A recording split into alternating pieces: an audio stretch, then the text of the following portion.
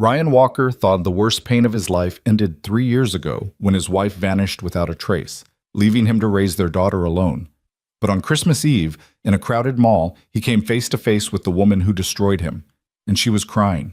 Before he could react, his 5-year-old daughter broke free from his grip and ran straight into her mother's arms. What happened next would force Ryan to confront a truth that shattered everything he believed about the woman he once loved. Stay with me until the end, and comment what city you're watching from. I want to see how far this story travels. The fluorescent lights of Riverside Mall blazed with artificial cheer, competing with the genuine warmth of 1,000 Christmas decorations that transformed the sprawling shopping center into a winter wonderland. Garlands of silver and gold twisted around railings, enormous red bows adorned every storefront, and a massive Christmas tree dominated the center court, its branches heavy with ornaments that caught the light and threw it back in dancing fragments of color. Ryan Walker barely noticed any of it. He moved through the crowd with the practiced efficiency of a single father on a mission, one hand firmly gripping his daughter Mia's smaller hand, the other clutching a crumpled shopping list that seemed to grow longer every time he looked at it. His dark hair, slightly too long because he kept forgetting to schedule a haircut, fell across his forehead as he navigated around a family stopped dead in the middle of the walkway to take selfies with Santa's workshop display. "Daddy, can we see Santa?" Mia asked, her voice bright with the kind of hope that 5-year-olds possessed in abundance. Her blonde curls, so much like her mother's, though Ryan tried not to think about that, bounced as she craned her neck to look up at him. "Maybe after we finish shopping, Princess," Ryan said, his voice automatically softening the way it always did when he spoke to his daughter. "We still need to get presents for Grandpa and Aunt Sarah, remember?" Mia's lower lip jutted out in a pout that was more performative than genuine. She'd learned early that while her father rarely said yes immediately, he almost never said no permanently. It was a dance they'd perfected over 3 years, ever since it had become just the two of them against the world. 3 years. 3 years since Hannah had walked out of their lives without explanation, without warning, without even a goodbye note. 3 years of Ryan rebuilding himself one day at a time, learning to braid hair through YouTube videos, discovering which brands of peanut butter Mia would actually eat, and lying awake at night wondering what he'd done wrong. But he didn't think about that anymore. He couldn't afford to. "Look, Daddy, they have the princess dolls." Mia tugged on his hand, pulling him toward a toy store with window displays that looked like they'd been designed by someone high on sugar and Christmas spirit. Ryan let himself be dragged along, a small smile playing at the corners of his mouth, despite the exhaustion that had become his constant companion. This was what mattered now. Mia's excitement, her laughter, the way her whole face lit up when she saw something that captured her imagination. She was his anchor, his purpose, his reason for getting out of bed when the weight of single parenthood felt like it might crush him. They spent 20 minutes in the toy store with Mia providing detailed commentary on every single item that caught her eye. Ryan mentally calculated his budget, trying to figure out which of her requests he could actually afford. Teacher salary plus freelance graphic design work on the weekends meant they weren't struggling, exactly, but there wasn't a lot of room for extravagance either. "Can I have the fairy castle?" Mia asked, pointing to an elaborate playset that cost more than Ryan's monthly electricity bill. "That's a pretty big present," Ryan said carefully. "What if we put it on your letter to Santa?" Mia considered this with the seriousness of a judge deliberating a life sentence. "Okay," she finally agreed, "but I really hope Santa brings it." They left the toy store with a smaller doll and a coloring book. Mia had insisted they buy something today and headed toward the food court. It was past noon, and Ryan could feel his blood sugar dropping. Mia, who had inherited his tendency toward hangry meltdowns, was starting to drag her feet. The food court was packed with holiday shoppers taking a break from the chaos. The smell of pizza competed with Chinese food, burgers, and something that might have been pretzels. Every table seemed occupied by families or couples, their shopping bags piled around them like defensive fortifications. Ryan was scanning for an empty spot when Mia's hand suddenly tightened around his. "Daddy," she whispered, her voice carrying a strange note that made Ryan immediately alert. "Daddy, look." "What is it, sweetheart?" "That lady." Mia pointed across the food court, her small finger trembling slightly. "Daddy, She's crying. Ryan followed his daughter's gaze, expecting to see a stranger, maybe a teenager who'd just had a fight with her boyfriend, or an elderly woman who'd gotten separated from her family. Instead, his eyes landed on a woman standing near the pretzel stand, and his entire world tilted sideways. Hannah. The name hit him like a physical blow, knocking the air from his lungs. For a moment he thought he might be hallucinating, stress-induced delusion brought on by too many Christmas songs and not enough sleep. But no, it was definitely her. 3 years older, thinner than he remembered, her blonde hair longer and pulled back in a messy bun, but unmistakably Hannah, his ex-wife, the woman who'd left them, the ghost who haunted every quiet moment. She stood alone in the crowd, oblivious to the shoppers flowing around her like water around a stone. Her shoulders were hunched, her arms wrapped around herself, as if she were cold despite the mall's efficient heating system. And she was crying, not the dramatic sobbing of someone seeking attention, but the quiet, devastating tears of someone who'd forgotten that anyone might be watching. Ryan's first instinct was to turn around, to grab Mia and disappear before Hannah could see them. 3 years of silence gave him that right, didn't it? 3 years of raising their daughter alone, of explaining why mommy wasn't coming home, of watching Mia look at families with 2 parents and trying to understand why hers only had 1. But he couldn't move. His feet seemed rooted to the cheap tile floor of the food court, his hand still clutching Mia's, his heart hammering against his ribs with a force that felt almost painful. "Daddy," Mia whispered again, and now there was something else in her voice, something that made Ryan's chest constrict. Is that Mommy?" The question nearly broke him. Mia had been 2 when Hannah left, barely more than a baby. Her memories of her mother were fragmentary at best, pieced together from the few photos Ryan had kept and the stories he'd forced himself to tell, despite the pain it caused him. He'd never wanted Mia to grow up feeling abandoned, never wanted her to internalize the message that she hadn't been enough to make her mother stay. "Yes," Ryan managed, his voice rough. "That's her." He expected Mia to shrink back, to hide behind his legs the way she did when confronted with strangers. Instead, before he could process what was happening, she pulled her hand free from his grip and ran. "Mia, wait!" Ryan's shout came too late. His daughter was already weaving through the crowd, her small body darting between adults with the fearlessness of children who haven't yet learned that the world might hurt them. Ryan took off after her, his longer legs eating up the distance. But Mia had a head start and a child's ability to slip through gaps that adults had to navigate around. His heart pounded with something beyond physical exertion, a primal fear that he couldn't name, couldn't fully articulate. Mia reached Hannah before he could stop her. The little girl threw her arms around Hannah's waist, pressing her face against her mother's coat, with an abandon that suggested muscle memory older than conscious thought. Hannah gasped, her hands flying up in shock, her tears stopping as suddenly as if someone had flipped a switch. For a moment, frozen in time, mother and daughter stood locked together while the world moved around them.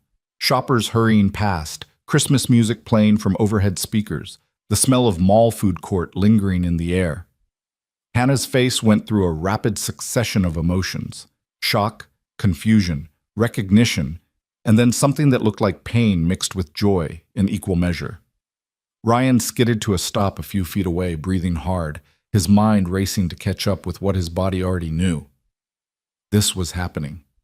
After 3 years of absence, after 3 years of silence, here was Hannah, and here was their daughter, clinging to the mother who'd abandoned her as if no time had passed at all. "Mia," Ryan said, his voice coming out harsher than he intended. "Come here, now." But Mia didn't let go. If anything, she held on tighter, her small hands gripping the fabric of Hannah's coat with fierce determination. Hannah's eyes lifted to meet Ryan's, and the impact of that gaze nearly knocked him backward. He'd forgotten how blue her eyes were, the exact shade of Mia's, and how they'd always been able to see straight through whatever defenses he tried to erect. But now those eyes were different somehow, shadowed, haunted by things he couldn't begin to guess at. "Ryan," Hannah whispered, and hearing his name in her voice after 3 years of silence felt like touching a live wire. I never thought—" "Come on, Mia," Ryan said again, ignoring Hannah completely. He couldn't do this. Not here, not now, not ever. "We need to finish our shopping." He reached for his daughter, intending to physically pull her away if necessary, but Mia turned her face up to him with an expression that stopped him cold. Her eyes, Hannah's eyes, were wet with tears, but her jaw was set with a stubbornness that was pure Ryan. "She's sad, Daddy," Mia said, her voice small but certain. "We can't leave her when she's sad." The simple logic of a 5-year-old. The uncomplicated compassion of someone too young to understand betrayal, abandonment, or the 1,000 ways that love could turn into hurt. Ryan wanted to explain that some sadness was earned, that Hannah had made her choices and had to live with the consequences, that they'd survived without her and didn't need her crashing back into their lives, especially not on Christmas Eve, especially not when they'd finally started to feel like they might be okay. But he couldn't say any of that. Not to Mia. Not while his daughter looked at him with such trust, such certainty that her father would do the right thing, even if she was too young to understand that sometimes the right thing was walking away. "Please," Hannah said, and the word came out broken, desperate. Her hands had lowered to rest gently on Mia's shoulders, as if she couldn't quite believe the little girl was real. "Please, Ryan, can we talk? 5 minutes, that's all I'm asking." 5 minutes? It seemed like such a small request, such an insignificant amount of time.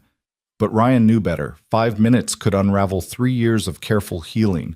5 minutes could undo all the work he'd done to build a life that felt stable, predictable, safe. "You don't get to ask for anything," Ryan said, his voice low and hard. "You gave up that right when you left." Hannah flinched as if he'd struck her, but she didn't let go of Mia. "I know," she said quietly. "I know I don't deserve it, but I'm asking anyway. For her sake, if not mine." It was a low blow invoking Mia, and they both knew it. Ryan's hands clenched into fists at his sides. Every instinct screamed at him to grab his daughter and run, to put as much distance between them and this ghost from their past as possible. But Mia was watching him with those impossibly blue eyes, and he could see the question forming behind them. Would Daddy be kind? Would Daddy be the person he'd always taught her to be? The person who helped others, who listened, who tried to understand. The weight of his own parenting came back to bite him. 5 minutes, Ryan finally said, the words feeling like they were being dragged from somewhere deep inside his chest. "That's it. Then we're done." Hannah's relief was so palpable it was almost painful to witness. "Thank you," she breathed. "Thank you, Ryan."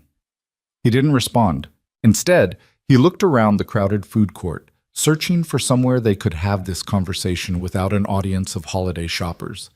His eyes landed on a small cafe tucked into a corner, one of those chain coffee shops that seem to exist in every mall in America. "There," he said, pointing. "We'll talk there." The walk to the cafe felt surreal, like moving through a dream where everything was slightly off. Ryan kept one hand on Mia's shoulder, a possessive gesture that he wasn't proud of but couldn't seem to stop. Hannah walked beside them, maintaining a careful distance, as if she understood that any attempt to get closer would shatter the fragile agreement they'd reached. The cafe was quieter than the main food court, with a handful of tables occupied by people tapping on laptops or reading books. Christmas music played here too, but softer, almost gentle. Ryan claimed a table in the back corner, away from the windows, away from the other customers, and lifted Mia into her chair with practiced ease. Hannah slid into the seat across from them, her movements tentative, uncertain. She looked smaller than Ryan remembered, diminished somehow, as if the last 3 years had worn her down in ways that went beyond the physical. For a long moment, nobody spoke. The silence stretched between them like a physical thing, heavy with all the words that had gone unsaid for 3 years. Ryan could hear his own heartbeat, fast and irregular. Beside him, Mia swung her legs under the table, her eyes moving between her parents with an expression that suggested she understood more than she should. Finally, Ryan broke the silence. "Why now?" The question came out flat, toneless. 3 years, Hannah. 3 years of nothing, and you show up on Christmas Eve? What the hell do you want? Hannah's hands trembled as she wrapped them around an imaginary cup of coffee, a nervous gesture he recognized from their marriage. "I didn't plan this," she said quietly. "I didn't know you'd be here. I didn't know I've been in therapy, Ryan, working through things. And my therapist said, I don't care what your therapist said. Ryan cut her off, his voice sharp enough that Mia flinched. He forced himself to lower his volume. You left us. You left your daughter when she was 2 years old, and you never looked back. Do you have any idea what that did to her? What that did to me? Yes, Hannah whispered, and now there were tears sliding down her cheeks again. Yes, I do. I think about it every single day. I think about how I failed you both. How I failed. Ryan's laugh was bitter, caustic. That's what you call it? Failure. You didn't fail a test, Hannah. You abandoned your family. I know. Hannah's voice broke on the words. I know what I did, and I know sorry isn't enough. It could never be enough. But I need you to understand. Understand what? Ryan demanded. What could you possibly say that would make this okay? Hannah opened her mouth, then closed it again. Her eyes dropped to the table, and for a moment Ryan thought she might stand up and walk away.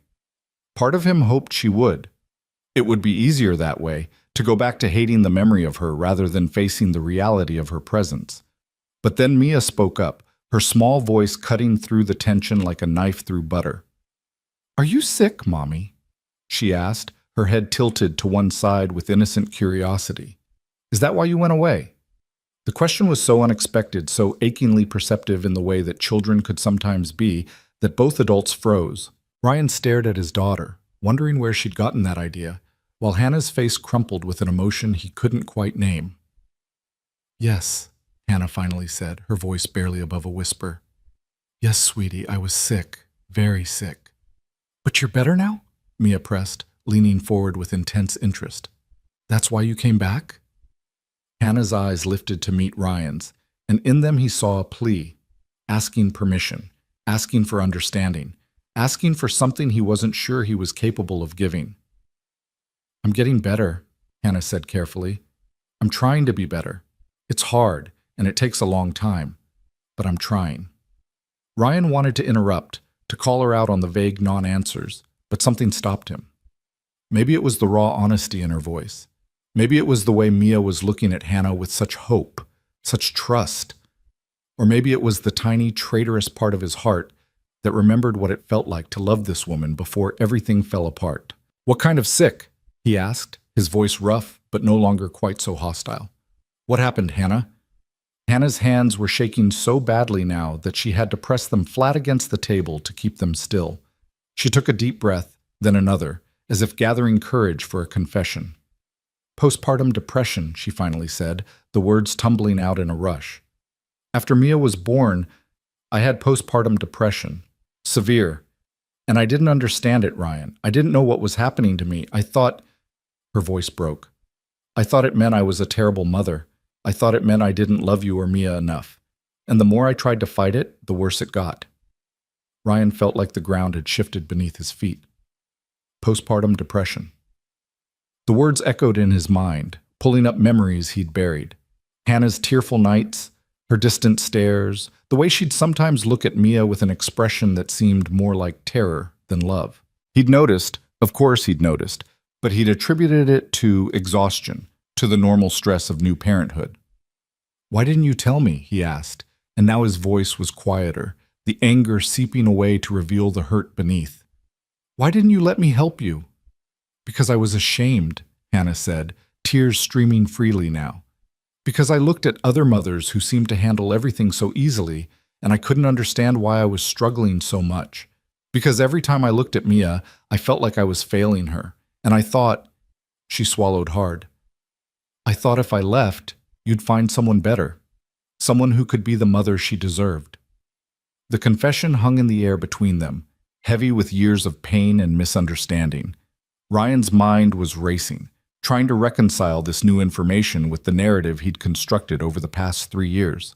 He told himself Hannah had left because she didn't care, because she'd found something or someone more important than her family.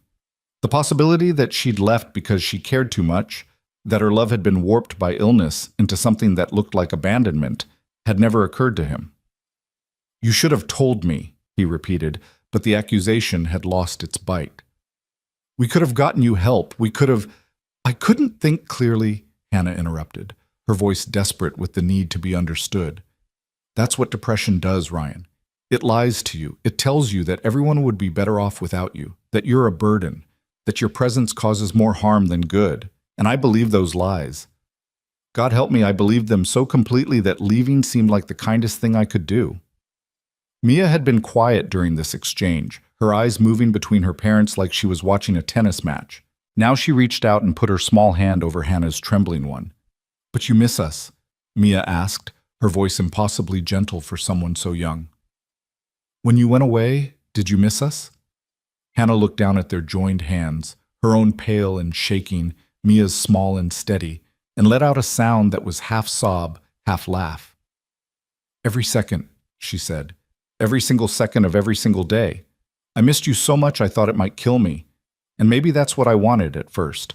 But then I got help, real help, and I started to understand that what I'd done wasn't love. It was illness. And by the time I realized that, so much time had passed that I didn't know how to come back. I didn't know if you'd want me to." Ryan sat back in his chair feeling like he'd been hollowed out and refilled with something he couldn't quite identify.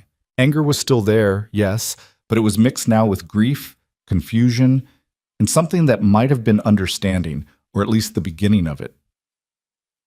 "You hurt us," he said quietly. "You hurt Mia. Do you know how many times she's asked me why her mommy doesn't love her?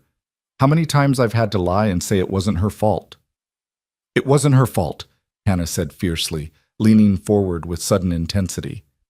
"Ryan, please, you have to make sure she knows that. None of this was her fault. She is perfect, absolutely perfect.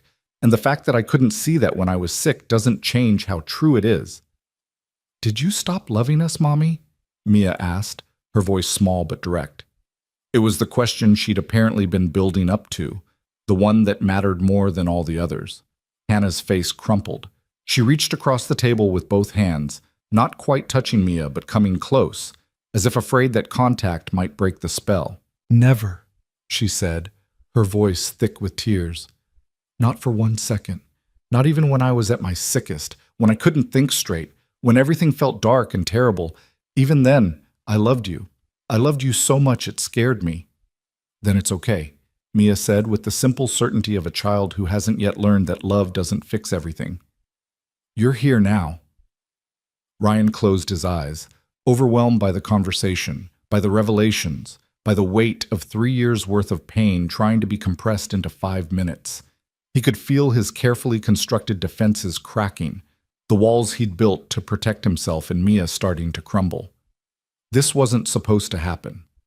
Hannah was supposed to be the villain in their story, the woman who'd chosen herself over her family, who'd proven that love wasn't enough, who'd left them to pick up the pieces alone. The narrative was clean that way, simple. It made sense. But this, mental illness, depression, a mother who'd left because she'd believed it was the right thing to do, this was messier, more complicated, harder to categorize as simply good or bad. "My mom is sick too," Hannah said suddenly, pulling Ryan from his thoughts.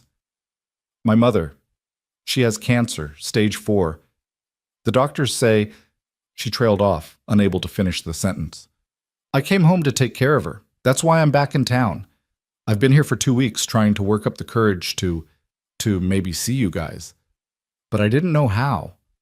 I didn't know if you'd even want to see me.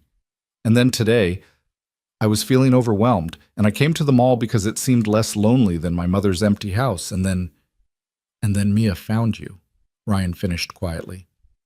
"And then Mia found me," Hannah agreed, a ghost of a smile touching her lips as she looked at their daughter, "just like she always did when I couldn't find myself."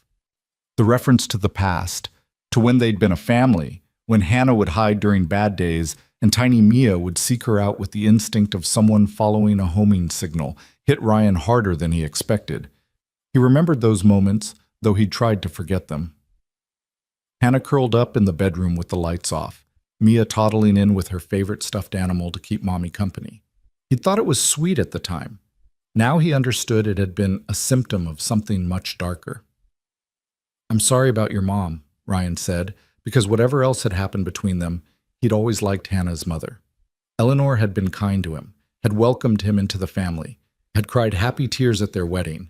The news that she was dying felt like another loss piled onto the ones they were already trying to process. "Thank you," Hannah said quietly. "She asks about you sometimes. About Mia.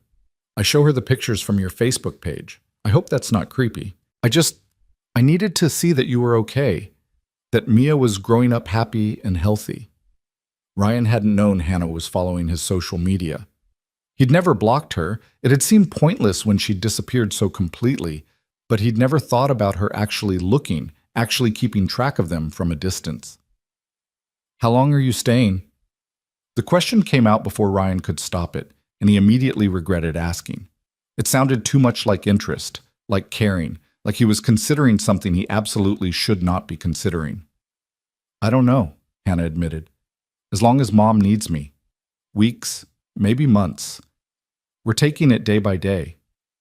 "I'm sorry," Mia said suddenly, her voice sad. "I'm sorry your mommy is sick too." Hannah's composure finally shattered completely. She put her face in her hands and sobbed. Not the quiet tears from before, but the kind of crying that came from somewhere deep and broken inside. Mia looked alarmed, her eyes flying to Ryan for guidance. Against his better judgment, against every self-protective instinct he possessed, Ryan reached across the table and put his hand over Hannah's wrist. Just that. A simple touch, brief and careful. But it was enough to make her lift her head, her eyes red and swollen, her face blotchy with tears. "Thank you," she whispered, not pulling away from his touch. "Thank you for talking to me, for letting me explain. I know it doesn't change anything, but it changes some things," Ryan interrupted quietly. He pulled his hand back, already regretting the gesture, but unable to fully regret it at the same time. "It doesn't fix everything. It doesn't erase 3 years. But it changes some things." Hannah nodded, wiping at her face with the back of her hand in a gesture so familiar it made Ryan's chest ache. They sat in silence for a moment, the weight of the conversation settling around them like snow. Finally, Ryan glanced at his watch. More than 5 minutes had passed, significantly more. The mall would be closing in a few hours, and he still had shopping to finish. Life was calling him back, pulling him away from this suspended moment. "We should go," he said, not unkindly. "Mia needs lunch, and we still have things to do." He expected Hannah to nod, to accept the dismissal, to disappear back into whatever life she'd been living without them. Instead, Mia's hand shot up, gripping his sleeve with surprising strength. "Daddy?" she said, her voice taking on that particular tone that meant she was about to ask for something big. "Can Mommy come have Christmas with us?" The question landed like a bomb in the middle of their carefully polite conversation. Ryan's mind went blank, unable to process the request. Christmas was tomorrow. Christmas Eve was tonight. Mia was asking if the woman who'd abandoned them could just come back? Just like that? "Mia, I don't think—" Ryan started. "Please?" Mia interrupted, her eyes wide and pleading. "She's sad and alone, and it's Christmas. You always say Christmas is for family." The words hit like an arrow straight to Ryan's heart. He'd been the one to tell Mia that. He'd been the one to teach her that Christmas was about forgiveness, about bringing people together, about love that overcame obstacles. And now his own daughter was throwing his teachings back at him, asking him to practice what he'd preached. He looked at Hannah, who had gone very still, barely breathing, as if afraid that any movement might shatter this impossible moment.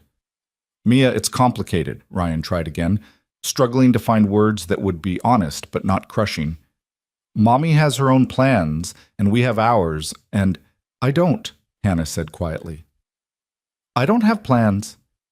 It's just going to be me and Mom, and she'll probably sleep through most of the day because of the medication." The admission made everything worse. Ryan could picture it, Hannah alone in her dying mother's house, watching the clock tick down on Christmas Day, thinking about the daughter she couldn't see and the family she'd lost. The image was almost painful in its loneliness. "Daddy, please," Mia said again, and now there were tears in her eyes. "Just for dinner, just so Mommy isn't sad on Christmas." Ryan felt trapped between his daughter's compassion and his own need for self-preservation. Letting Hannah back into their lives, even for one dinner, felt dangerous. It felt like opening a door he'd nailed shut, like inviting chaos back into the calm they'd worked so hard to achieve. But he looked at Mia's face, so hopeful, so certain that her father would do the right thing, and he felt his resolve crumbling. "I need to think about it," he finally said, the compromise feeling weak even as he spoke it. "Can you? Do you have a phone number I can call later today?" Hannah nodded quickly, pulling out her phone with trembling hands. They exchanged numbers in silence, the simple act feeling loaded with significance. Ryan saved her contact under just H, not ready to see her full name light up his phone screen. "I understand if you say no," Hannah said as she stood up, her movements tentative. "I understand that I don't have the right to ask for anything, but thank you for considering it, and thank you for letting me explain." She looked down at Mia, her expression so full of love and loss that Ryan had to look away. "Goodbye, sweetheart. Thank you for the hug. It meant more to me than you'll ever know." "Not goodbye," Mia said firmly. "See you later." It was a statement, not a question, the absolute certainty of a child who believed that wanting something badly enough could make it true. Hannah's smile was watery but genuine.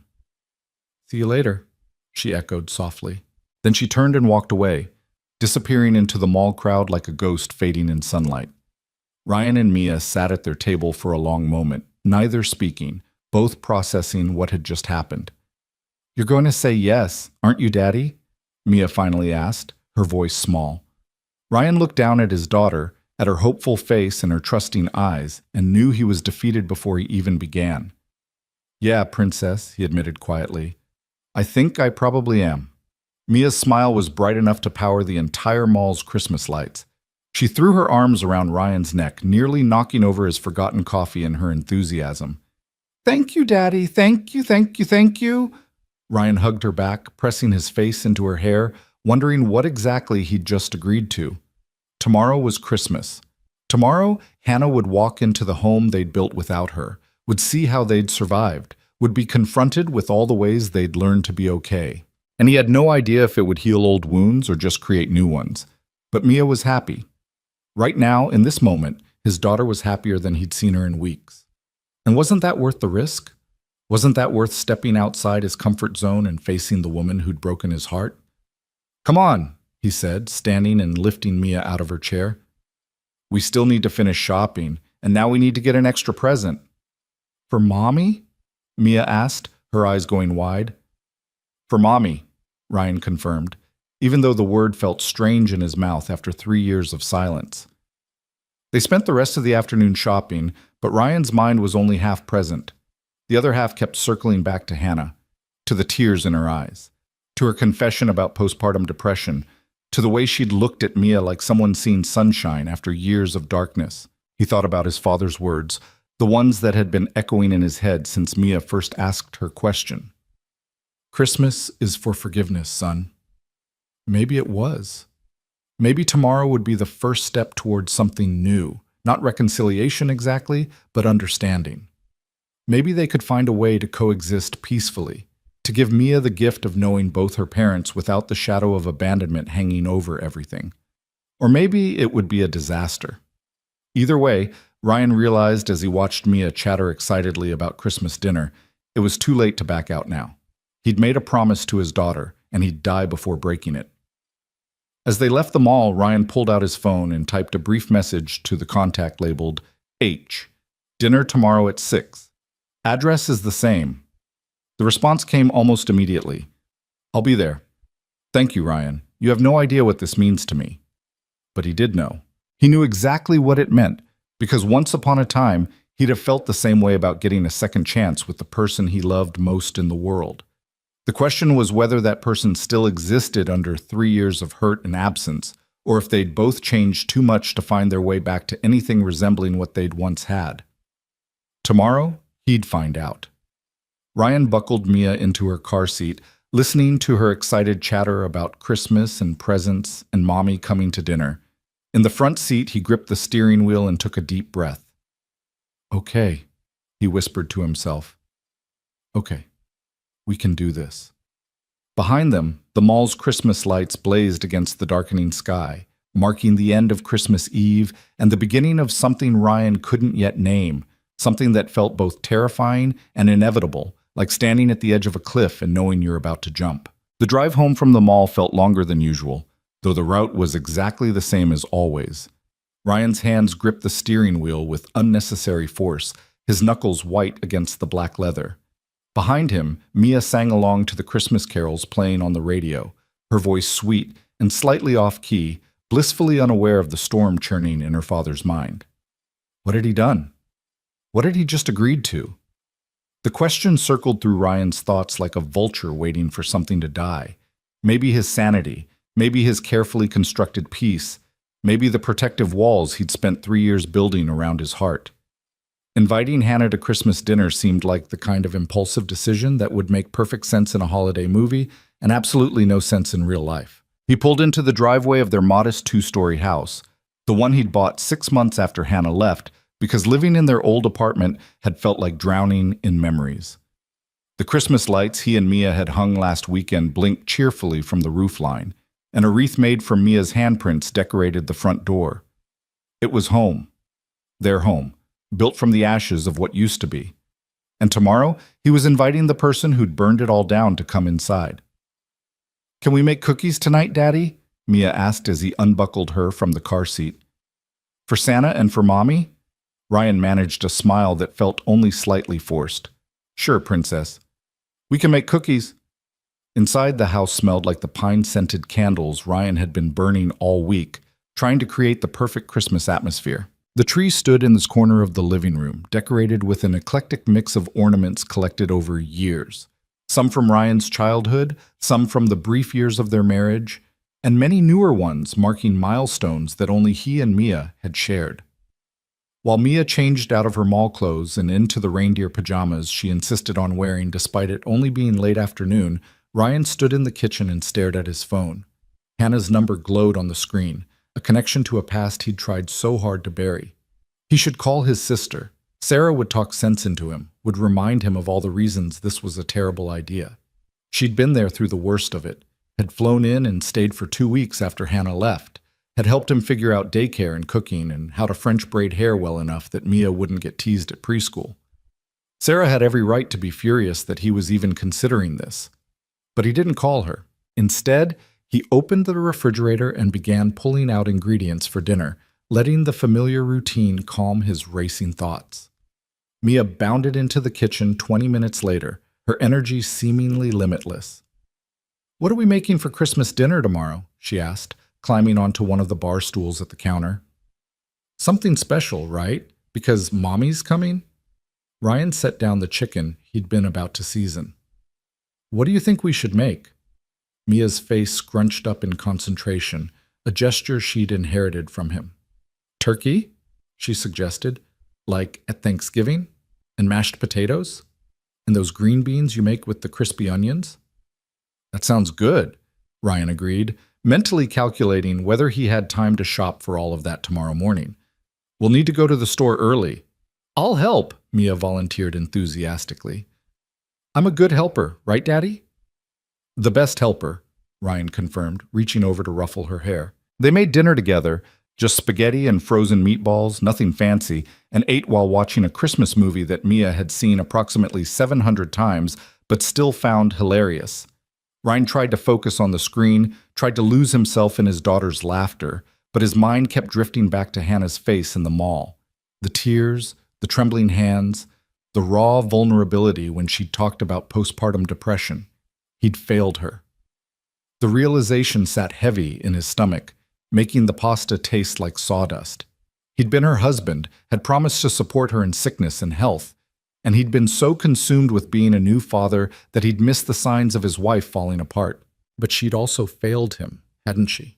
Failed them both. Walking away without explanation, without giving him a chance to help, without trusting him enough to be honest about what she was going through. The competing narratives warred in his head: victim and villain, abandoner and abandoned, sick woman and absent mother.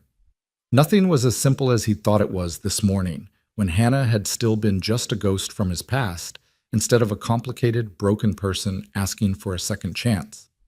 After dinner, they made cookies. Chocolate chip, because those were Mia's favorite. The kitchen filled with the warm smell of baking, and flour ended up everywhere despite Ryan's best efforts to contain it. Mia insisted on decorating some of the cookies with icing and sprinkles, turning them into abstract art pieces that were more sugar than substance. "This one is for Mommy," Mia announced, holding up a cookie that had so many sprinkles it was barely visible beneath them. "She'll like it, right?" Ryan looked at the cookie, lopsided and enthusiastic and made with pure love, and felt his throat tighten. "She'll love it," he said quietly. After cookies came bath time, then teeth brushing, then the elaborate bedtime routine that had evolved over 3 years of single parenthood. Ryan read 3 stories, one more than usual because it was Christmas Eve and Mia had deployed her most devastating puppy dog eyes. Then he tucked her in, made sure her nightlight was on, and kissed her forehead. "Daddy?" Mia's voice stopped him at the door. "Are you sad about Mommy coming tomorrow?" The question caught him off guard. He turned back to see Mia propped up on one elbow, her blue eyes, Hannah's eyes, watching him with concern beyond her years. "I'm not sad," Ryan said slowly, coming back to sit on the edge of her bed. It's complicated, Princess." "Because she went away?" "Yeah, because she went away." Mia was quiet for a moment, processing. "But she was sick," she finally said. "People can't help being sick. You told me that when I got the flu." Ryan had to smile at the child logic, even as it skewered him. "You're right. People can't help being sick." "So we should forgive her, right? Like in the Christmas story? Like how they forgave Scrooge even though he was mean?" When had his daughter become so wise? Ryan wondered. When had she learned to distill complex adult emotions into simple truths? "We'll try," Ryan said, smoothing back her hair. "We'll try to forgive her." "Good," Mia said, satisfied. She yawned hugely, her eyes already starting to close. "I already forgived her. She's my mommy." Ryan sat there for a long time after Mia fell asleep, watching her breathe in the dim glow of the nightlight. She looked so peaceful, so certain that tomorrow would be wonderful, simply because she'd decided it would be. He envied that certainty, that ability to trust so completely. Finally, he stood and left the room, pulling the door mostly closed behind him. Downstairs, the house felt too quiet, too empty. He cleaned up the kitchen, putting away the cookies and loading the dishwasher, moving on autopilot while his mind spun in circles. His phone buzzed. A text from Sarah. "Merry Christmas Eve, little brother. How's my favorite niece?" Ryan stared at the message for a long moment, then typed back. "She's good. Excited about tomorrow."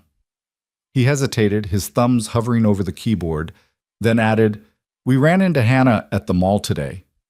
The response was almost instantaneous. "What? Are you okay? Is Mia okay?" "We're fine," Ryan typed. "It was unexpected." 3 dots appeared, disappeared, appeared again. Finally, "Do you want to talk about it?" Ryan did and didn't want to talk about it in equal measure, but Sarah deserved to know, especially since "I invited her to Christmas dinner," he typed quickly before he could lose his nerve. This time the phone actually rang. Sarah's face appeared on the screen, her expression a mix of concern and disbelief. "You invited her to what?" "Hi to you too," Ryan said, settling onto the couch with a sigh. "Ryan, what the hell? After everything she did? After she abandoned you and Mia for 3 years without a word?"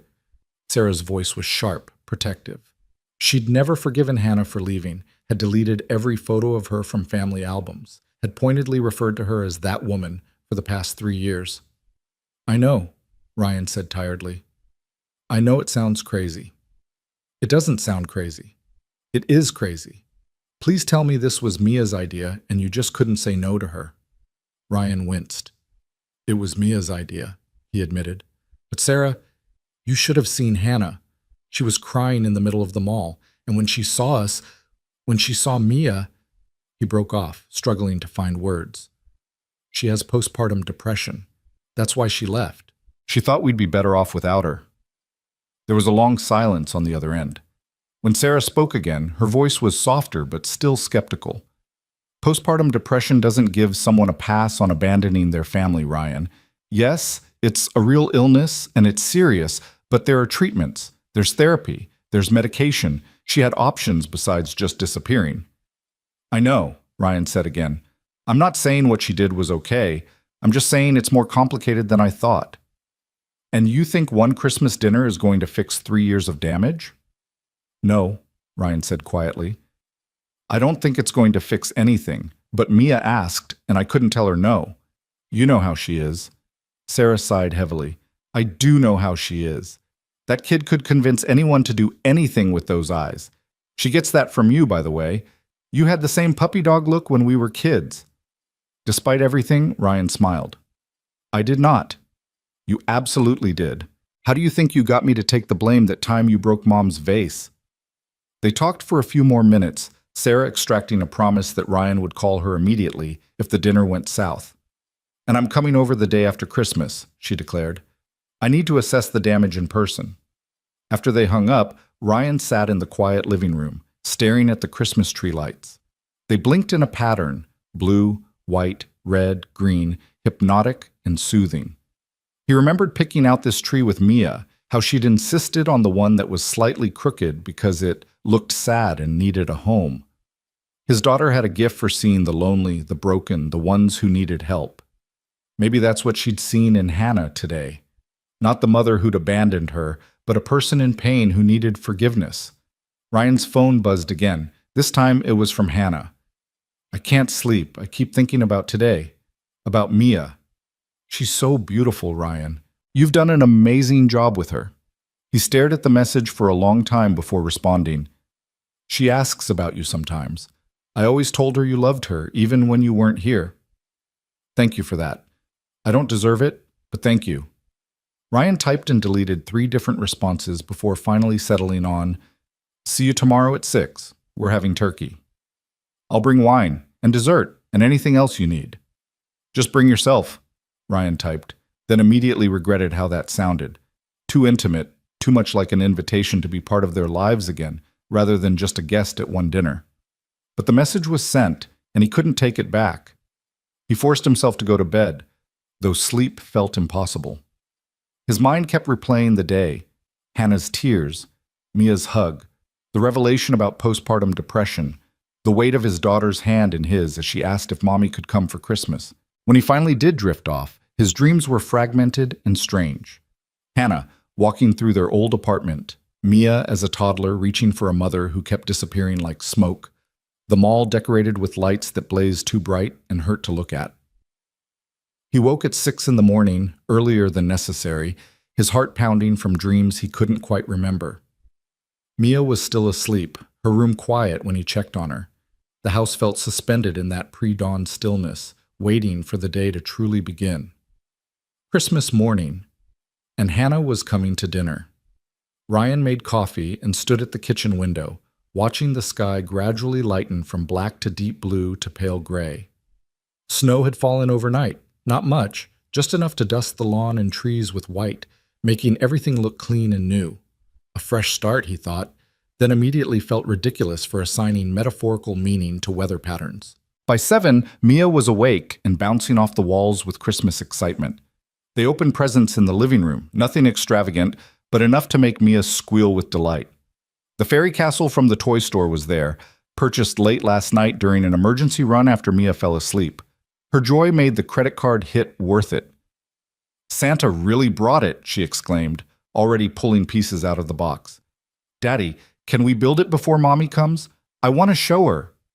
We'll start it after breakfast, Ryan promised. But we need to go shopping first, remember, for dinner? The grocery store was predictably chaotic on Christmas morning, full of last-minute shoppers who'd forgotten cranberry sauce or realized they needed more butter. Ryan navigated the crowds with practiced efficiency, Mia riding in the cart and providing running commentary on everything they passed. They bought a turkey, already defrosted and ready to cook, potatoes, green beans, cranberry sauce, both canned and fresh cranberries because Ryan wasn't sure which one Hannah preferred, ingredients for stuffing, gravy mix because Ryan had attempted homemade gravy once and it had been a disaster, rolls, and at Mia's insistence, ingredients for hot chocolate. Because Mommy used to make it for me when I was little. Ryan didn't remember Hannah making hot chocolate. Mia had been so young when Hannah left, but he didn't correct her. Maybe it was a real memory. Maybe it was something Mia had constructed from wishes and fragments. Either way, they bought cocoa and marshmallows. Back home, the turkey went in the oven, filling the house with the smell of roasting meat and herbs. Ryan moved through the kitchen like a machine, prepping side dishes, setting the table with the nice plates they almost never used, trying not to think too hard about what was coming. Mia worked on her fairy castle at the coffee table, occasionally calling out questions or showing Ryan her progress. The normalcy of it helped. This was just another day, just another Christmas, just dinner with a guest who happened to be Mia's mother. Except it wasn't, and pretending otherwise was exhausting. By 4 o'clock, Ryan found himself changing clothes for the third time. Nothing felt right. The button-down was too formal, like he was trying too hard. The t-shirt was too casual, like he didn't care. He finally settled on a dark green Henley and jeans, presentable but not overdressed. "You look nice, Daddy," Mia said when he came downstairs. She'd insisted on wearing her Christmas dress, red velvet with white trim, her hair in 2 neat braids that Ryan was privately very proud of. "You look beautiful, Princess," he said, meaning it completely. 5:30 came and went. Ryan found himself watching the clock, his stomach twisted in knots. The turkey was resting, the potatoes were keeping warm, everything was ready. All they needed was... The doorbell rang at precisely 6 o'clock. For a moment, Ryan couldn't move. He stood frozen in the kitchen, listening to Mia's excited footsteps running toward the front door. This was it. No more hypotheticals, no more wondering. Hannah was here, standing on their porch, about to enter the life they'd built without her. "Daddy, Mommy's here!" Mia's voice carried through the house, high and excited. Ryan forced his feet to move, walking toward the entryway on legs that felt made of wood. Mia had already opened the door, and there was Hannah, snow-dusting her dark coat, her hair pulled back in a neat ponytail. Her face carefully made up in a way that suggested she'd spent as much time getting ready as Ryan had. She held a wine bottle in one hand and a bakery box in the other, and when her eyes met Ryan's over Mia's head, he saw his own nervousness reflected back at him. "Hi," Hannah said softly. "Thank you for having me." "Hi," Ryan managed. "Come in. It's freezing out there." Hannah stepped inside, and suddenly the house felt smaller, more crowded. She looked around, taking in the changes, the different furniture, the photos on the walls that marked years she'd missed, the life that had continued without her. "Your home is beautiful," she said, her voice catching slightly on the word your instead of our. Mia grabbed Hannah's hand, pulling her toward the living room. "Come see my fairy castle. Santa brought it and Daddy helped me build it." Ryan took Hannah's coat and the wine, hanging one in the closet and carrying the other to the kitchen.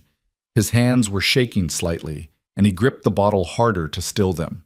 He could hear Mia chattering in the living room, her voice bright with excitement, and Hannah's softer responses. When he returned to the living room, Hannah was crouched beside the fairy castle, listening intently as Mia explained the function of each turret and tower.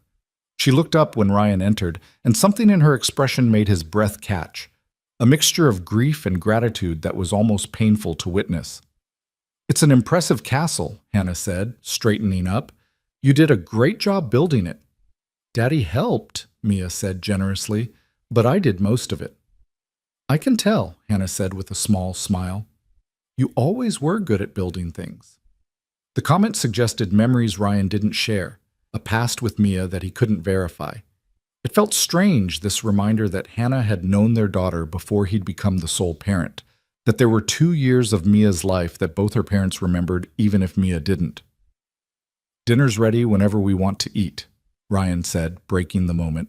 They moved to the dining room, an awkward procession of 3 people trying to figure out how to be together. Ryan had set the table with 3 places, him at one end, Mia on the side, and Hannah at the other end, a safe distance. A reminder that they were no longer the family they'd once been. Hannah helped carry dishes from the kitchen, moving carefully, as if afraid she might break something. Mia kept up a steady stream of conversation, filling the silence with stories about school, her friends, the Christmas pageant where she'd been an angel. "You should have seen her," Ryan found himself saying as he carved the turkey. "She had the biggest wings of anyone in the show." "Because I was the best angel," Mia said proudly. "The most modest angel, too," Ryan teased, and Mia giggled. Hannah watched them with an expression that Ryan couldn't quite read, Love and loss tangled together, joy at seeing them, but pain at all she'd missed. When they finally sat down to eat, she seemed to gather herself, deliberately brightening her expression. "This looks amazing, Ryan," she said, looking at the spread of food. "You've become quite the cook." "YouTube tutorials and a lot of trial and error," Ryan said, passing her the potatoes. "Though Mia would tell you we had pizza for dinner more nights than we should have." "Only sometimes," Mia said loyally, "and Daddy's spaghetti is really good." They ate, and slowly, gradually, some of the tension began to ease. Conversation flowed more naturally, helped along by Mia's constant questions and observations. Hannah asked about Ryan's teaching job, careful to avoid anything too personal. Ryan asked about Hannah's mother, and Hannah's expression shuddered briefly before she answered. "She's comfortable," Hannah said quietly. "The hospice nurses are wonderful. She was sleeping when I left, but I told her where I was going. She was glad." "I'm sorry you're going through that," Ryan said, and meant it despite everything else. "Thank you," Hannah whispered. After dinner, Mia insisted they have hot chocolate, even though everyone was full from the meal. Hannah's face lit up when Mia made the request, and she joined Ryan in the kitchen to help prepare it. They worked in careful choreography, maintaining distance, avoiding accidental touches. But once, when Hannah reached for the milk at the same moment Ryan did, their hands brushed. The contact was brief, barely a second, but Ryan felt it like an electric shock. "Sorry," Hannah murmured, pulling back. "It's fine," Ryan said, his voice rougher than intended. They brought the hot chocolate to the living room, where Mia had curled up on the couch looking sleepy despite her excitement. The fairy castle stood on the coffee table, its small lights twinkling in the dimness. Ryan had turned on only the Christmas tree lights, creating a soft, warm atmosphere. "This is nice," Hannah said softly, settling into the armchair, notably not on the couch where Ryan and Mia sat. "Thank you again for letting me be here." "Mommy?" Mia's voice was getting drowsy, her head leaning against Ryan's shoulder. "Can you tell me a story, like you used to?" Hannah's eyes filled with tears. "You remember that?" "Kind of," Mia said. "I remember your voice. It was nice." "I'd love to tell you a story," Hannah said, her voice thick with emotion. And so Hannah began to speak, her voice soft and melodic, telling a story about a brave princess and a dragon who just wanted to be friends. Ryan listened, and memories flooded back, nights when Hannah would read to baby Mia, her voice carrying through the apartment, the three of them crowded together in the nursery rocking chair. How had they lost this? How had something that felt so solid, so permanent, crumbled into nothing? Mia's eyes drifted closed as Hannah spoke, her breathing evening out into sleep. The story wound down, and silence filled the room. Ryan carefully shifted, preparing to carry Mia up to bed. "Let me," Hannah whispered. "Please. I know I don't have the right, but—" Ryan hesitated, every protective instinct screaming at him to say no. But something in Hannah's face, the desperate hope, the aching need to have this one small moment, made him nod. Hannah lifted Mia with the practiced ease of muscle memory, cradling their daughter against her chest. Mia stirred slightly but didn't wake, her arms automatically circling Hannah's neck. Ryan watched them walk up the stairs together, his heart in his throat. He followed at a distance, standing in Mia's doorway as Hannah gently laid her in bed and pulled up the covers. She stood there for a long moment, just looking at their sleeping daughter, tears streaming silently down her face. "She's perfect," Hannah whispered. "Ryan, she's absolutely perfect. You've done such a good job." "We got lucky," Ryan said quietly. "She's always been amazing." Hannah reached out and gently touched Mia's cheek, the gesture so tender it hurt to watch. Then she straightened and walked toward the door, where Ryan stepped back to let her pass. Downstairs they stood awkwardly in the living room, the evening winding down but neither quite ready for it to end. "I should go," Hannah finally said. "I don't want to overstay." "Do you want coffee?" Ryan heard himself ask. "Or we could finish the wine." Hannah looked surprised. "Are you sure?" "No, yes, maybe." "Yeah," Ryan said. "We should talk. Actually talk."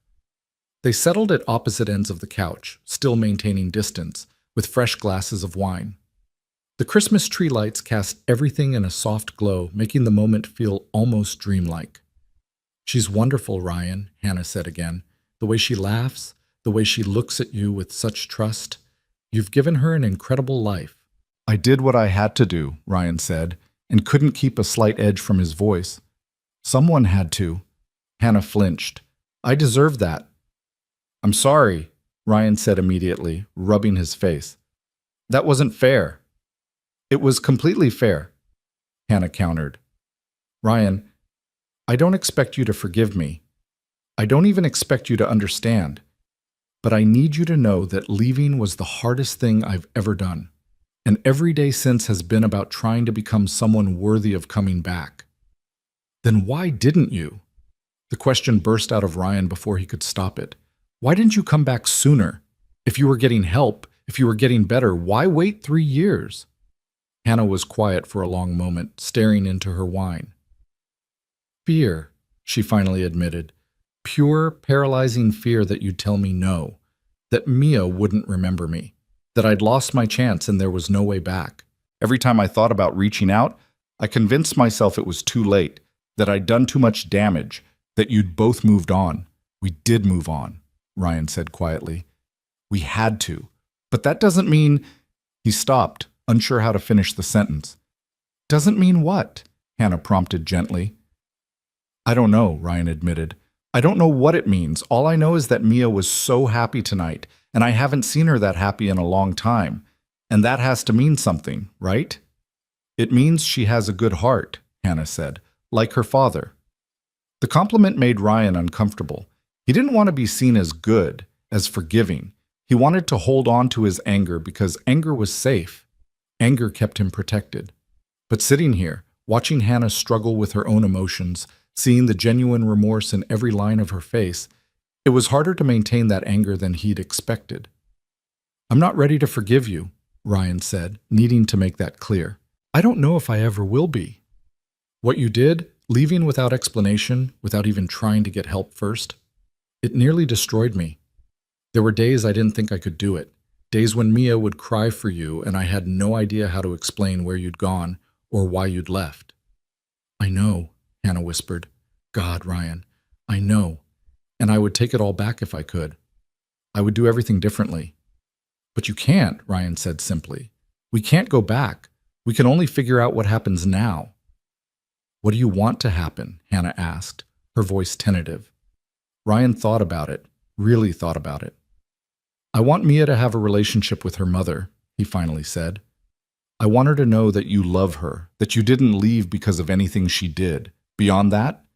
He shook his head. "I don't know. I can't think that far ahead." "That's fair," Hannah said. "That's more than fair. Whatever you're willing to give, I'll take. Just thank you for tonight, for giving me this chance." They talked for another hour, carefully navigating around the biggest wounds while slowly excavating the smaller truths. Hannah told him about therapy, about the medication that finally helped clear the fog that had consumed her after Mia's birth. Ryan told her about learning to be a single parent, about the small victories and the hard days. It wasn't comfortable exactly, but it felt necessary, like lancing a wound that had been festering for too long. When Hannah finally left, standing on the porch as snow began to fall again, she turned back one more time. "Can I see her again? Maybe after the holidays, when things are less hectic?" Ryan nodded slowly. "We'll figure something out, for Mia's sake." "For Mia's sake," Hannah agreed. But as Ryan watched her drive away, taillights disappearing into the snowy night, he wondered if they were both lying, if this was really just about their daughter, or if something else was stirring beneath the surface, something that felt dangerous and hopeful in equal measure. Ryan stood at the front window long after Hannah's car disappeared, watching snowflakes drift through the glow of the streetlights. The house felt different now, charged with something he couldn't name, as if Hannah's presence had disturbed the careful equilibrium he'd spent 3 years establishing. He could still smell her perfume faintly in the living room, something floral and unfamiliar that wasn't the scent he remembered from their marriage.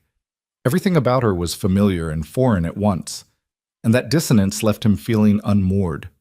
He cleaned up the kitchen in silence, washing wine glasses and putting away leftovers, his hands moving through familiar motions while his mind spun in circles.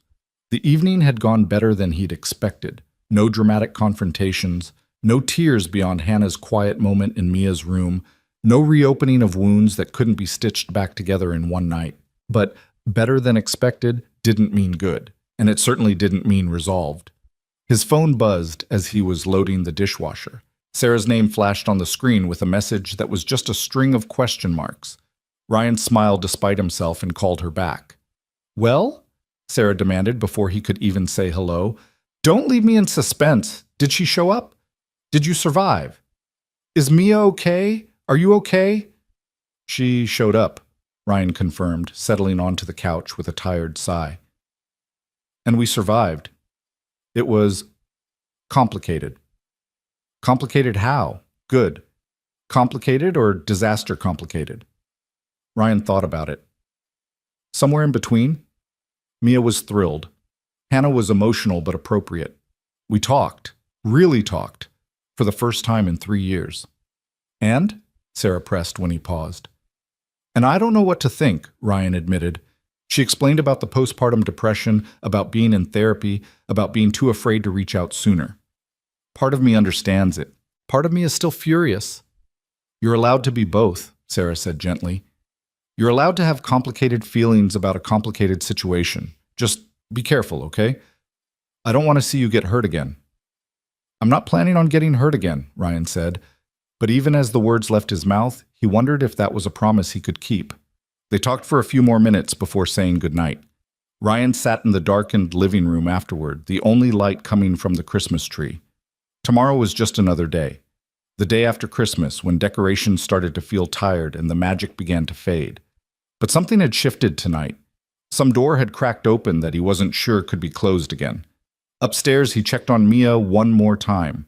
She was sprawled across her bed in the boneless way of sleeping children, one arm hanging off the side, her fairy castle nightlight casting shadows on the wall. She looked peaceful, content, utterly untroubled by the complexities swirling through her father's mind. "What am I supposed to do, princess?" Ryan whispered to his sleeping daughter. "How do I give you your mother back without losing myself in the process?" Mia, predictably, didn't answer. The days between Christmas and New Year's passed in a strange blur. Mia talked about Hannah constantly, what Mommy had said, what Mommy had worn. When could they see Mommy again? Ryan fielded the questions with increasing unease, torn between wanting to honor his daughter's excitement and needing to protect them both from potential disappointment.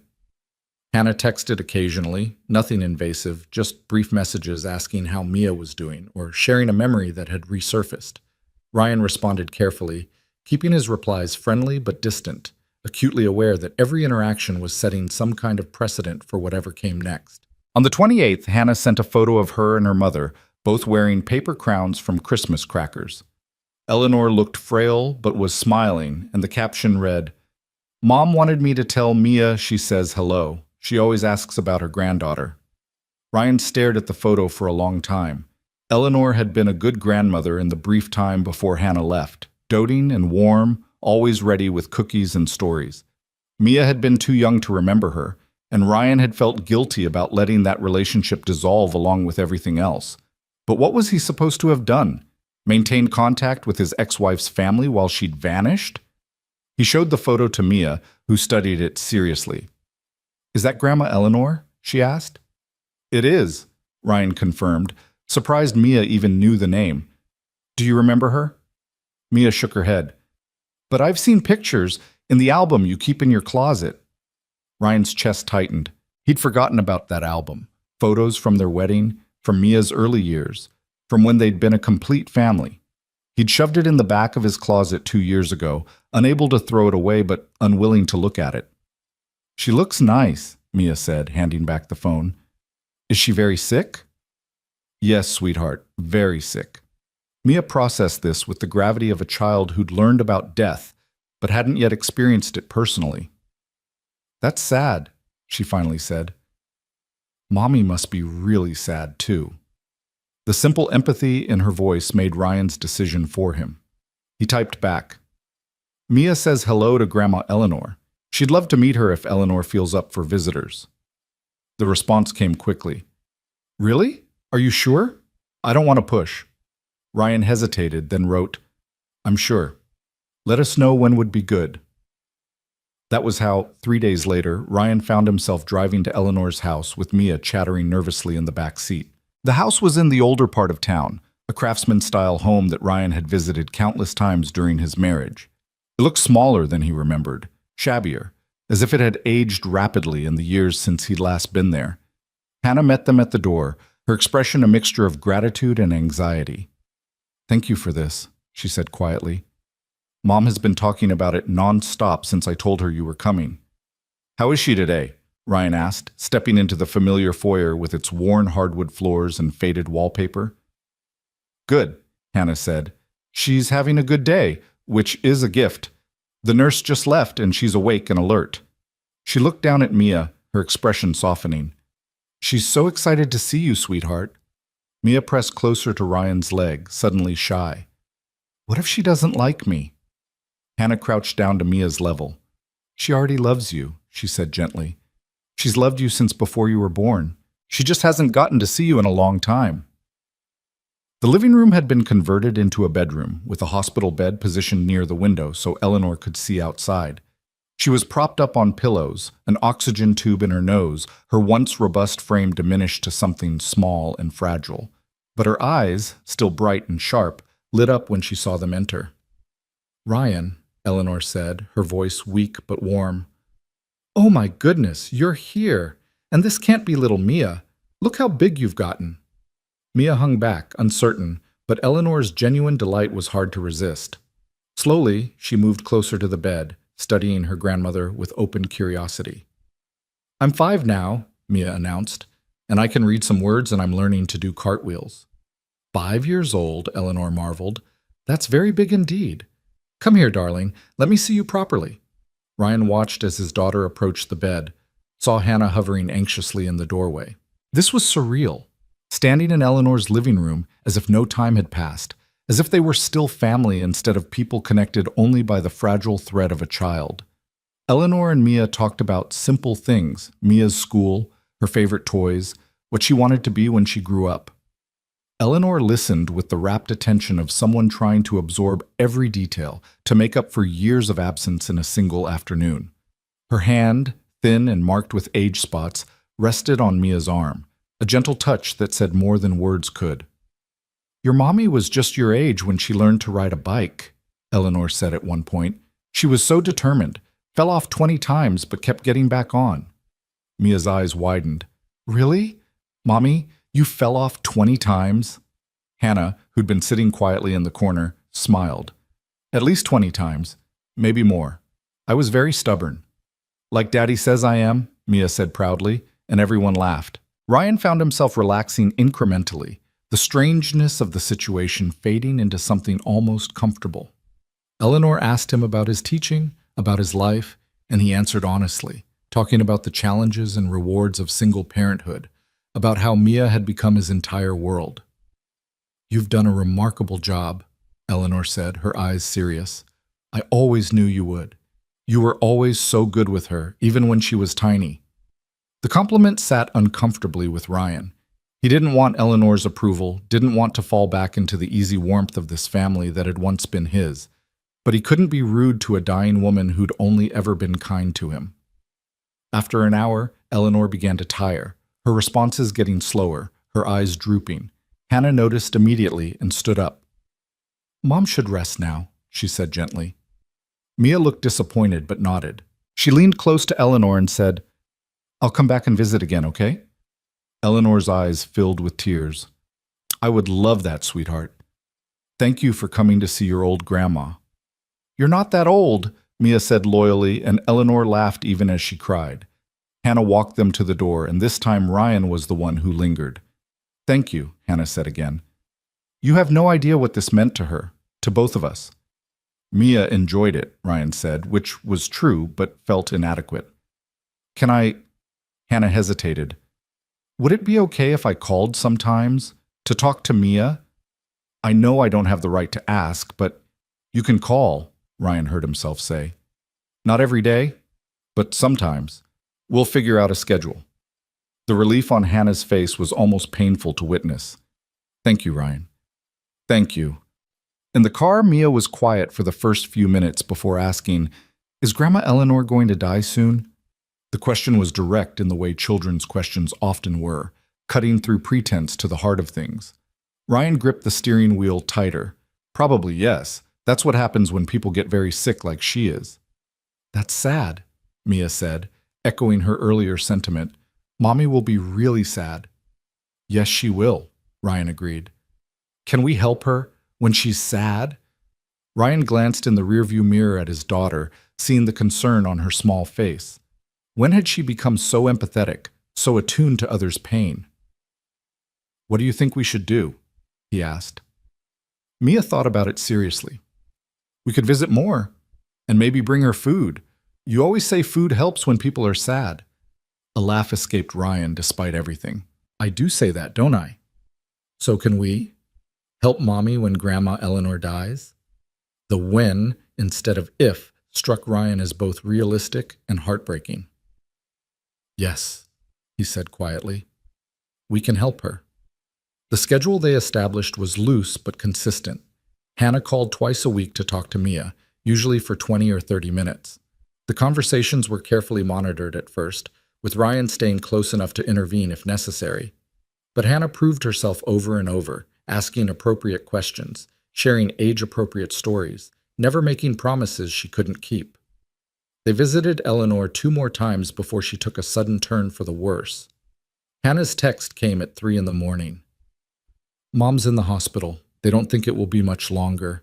I know it's the middle of the night, but I wanted you to know. Ryan stared at the message in the darkness of his bedroom, listening to the house's quiet creaks and sighs. He should go back to sleep. This wasn't his problem, wasn't his family anymore. But he thought about Hannah sitting alone in a hospital waiting room, about Eleanor who'd welcomed him with open arms when he'd married her daughter, about Mia's insistence that they should help when Mommy was sad. He texted back, "Do you need anything?" The response took several minutes. Just knowing someone cares, that's enough.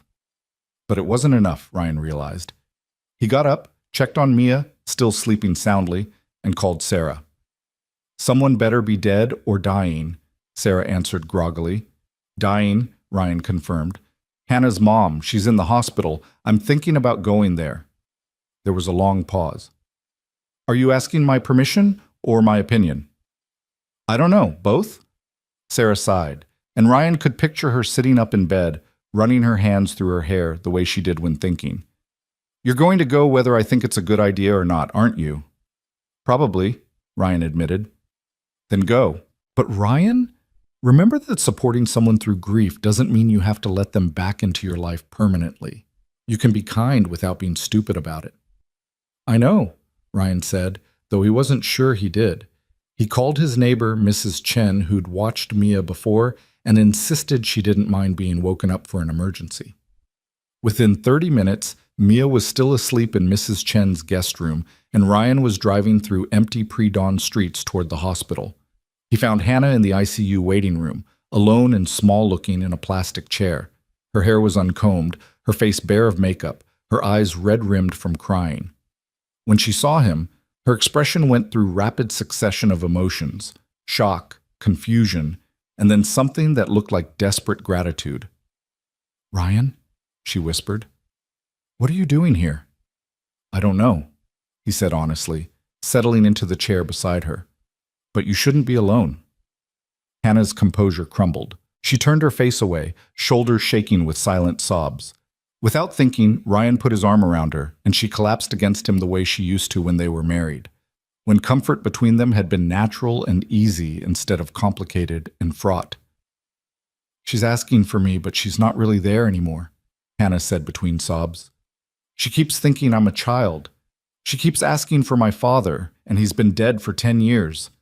Ryan held her and let her cry, offering no platitudes because there were none that would help. They sat like that for nearly an hour before a nurse came to tell them Eleanor had stabilized slightly, that Hannah could go in if she wanted. Will you come with me? Hannah asked, and the vulnerability in her voice made it impossible to say no. Eleanor's room was dim and filled with the steady beep of machines. She looked impossibly small in the hospital bed. Her breathing labored despite the oxygen. But when Hannah took her hand, Eleanor's eyes opened. "Hannah," she whispered. "My girl." "I'm here, Mom," Hannah said, her voice breaking. "I'm right here." Eleanor's gaze drifted to Ryan, and for a moment something like recognition flickered. "You take care of my girls," she said, the words slurred but clear enough. "Both my girls." Ryan swallowed hard. "I will," he said, not sure if he was lying or making a promise he didn't fully understand yet. Eleanor smiled, satisfied, and her eyes drifted closed again. They stayed for another 2 hours before the doctor suggested Hannah go home and rest. "She could hold on for days," the doctor said gently. "You need to take care of yourself too." Ryan drove Hannah back to Eleanor's house, neither of them speaking much. The sun was rising by then, painting the sky in shades of pink and gold that felt inappropriately beautiful given the circumstances. "Thank you," Hannah said as they pulled into the driveway. "For coming. For being there. You didn't have to." "I know," Ryan said. Hannah turned to look at him, really look at him, and Ryan saw the question in her eyes. A question about what this meant, about whether this changed anything between them. But he didn't have an answer, so he just nodded and watched her go inside. He picked up Mia from Mrs. Chen's house, endured his daughter's 20 questions about where he'd been, and made it through the day on coffee and determination. That evening, he told Mia that Grandma Eleanor was very sick and might not be with them much longer. "Can we make her a card?" Mia asked, "to tell her we're thinking about her?"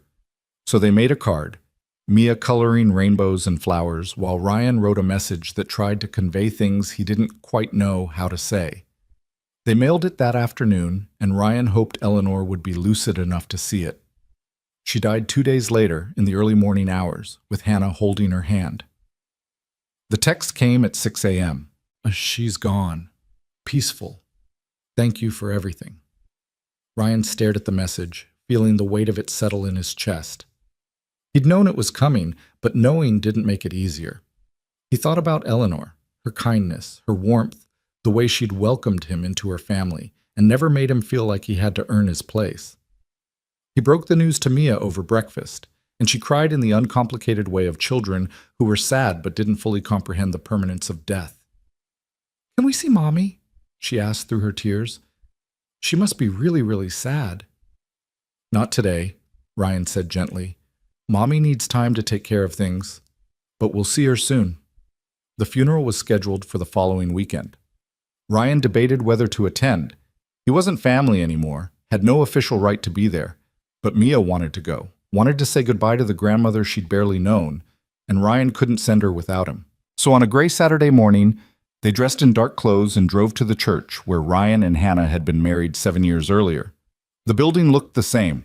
White clapboard siding, tall steeple, stained glass windows that caught the weak winter light. Ryan's hands were sweating on the steering wheel as they pulled into the parking lot. Inside, the church was half full of people Ryan mostly didn't recognize.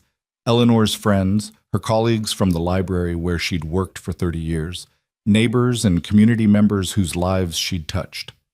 Hannah stood near the front, accepting condolences with the hollow-eyed exhaustion of someone running on empty. When she saw Ryan and Mia, something in her expression shifted, became less blank, more present. She crossed to them immediately, crouching down to hug Mia with desperate intensity. "You came," Hannah whispered, looking up at Ryan with wet eyes. "You actually came." "Of course we came," Ryan said, the words coming out gruffer than he intended. The service was simple and moving, full of stories about Eleanor's kindness and generosity. Hannah gave a eulogy that had half the congregation in tears, talking about her mother's strength, her love, her unwavering belief that people deserved second chances. "She never gave up on anyone," Hannah said, her voice wavering but strong. "Even when they gave up on themselves. She taught me that love means holding on even when it's hard, and forgiving even when it seems impossible." Ryan wondered if those words were meant for him, or if he was reading too much into a grieving daughter's tribute to her mother. At the reception afterward, held in the church basement with sandwiches and coffee, Ryan found himself cornered by Hannah's Aunt Margaret, a formidable woman who'd never particularly liked him.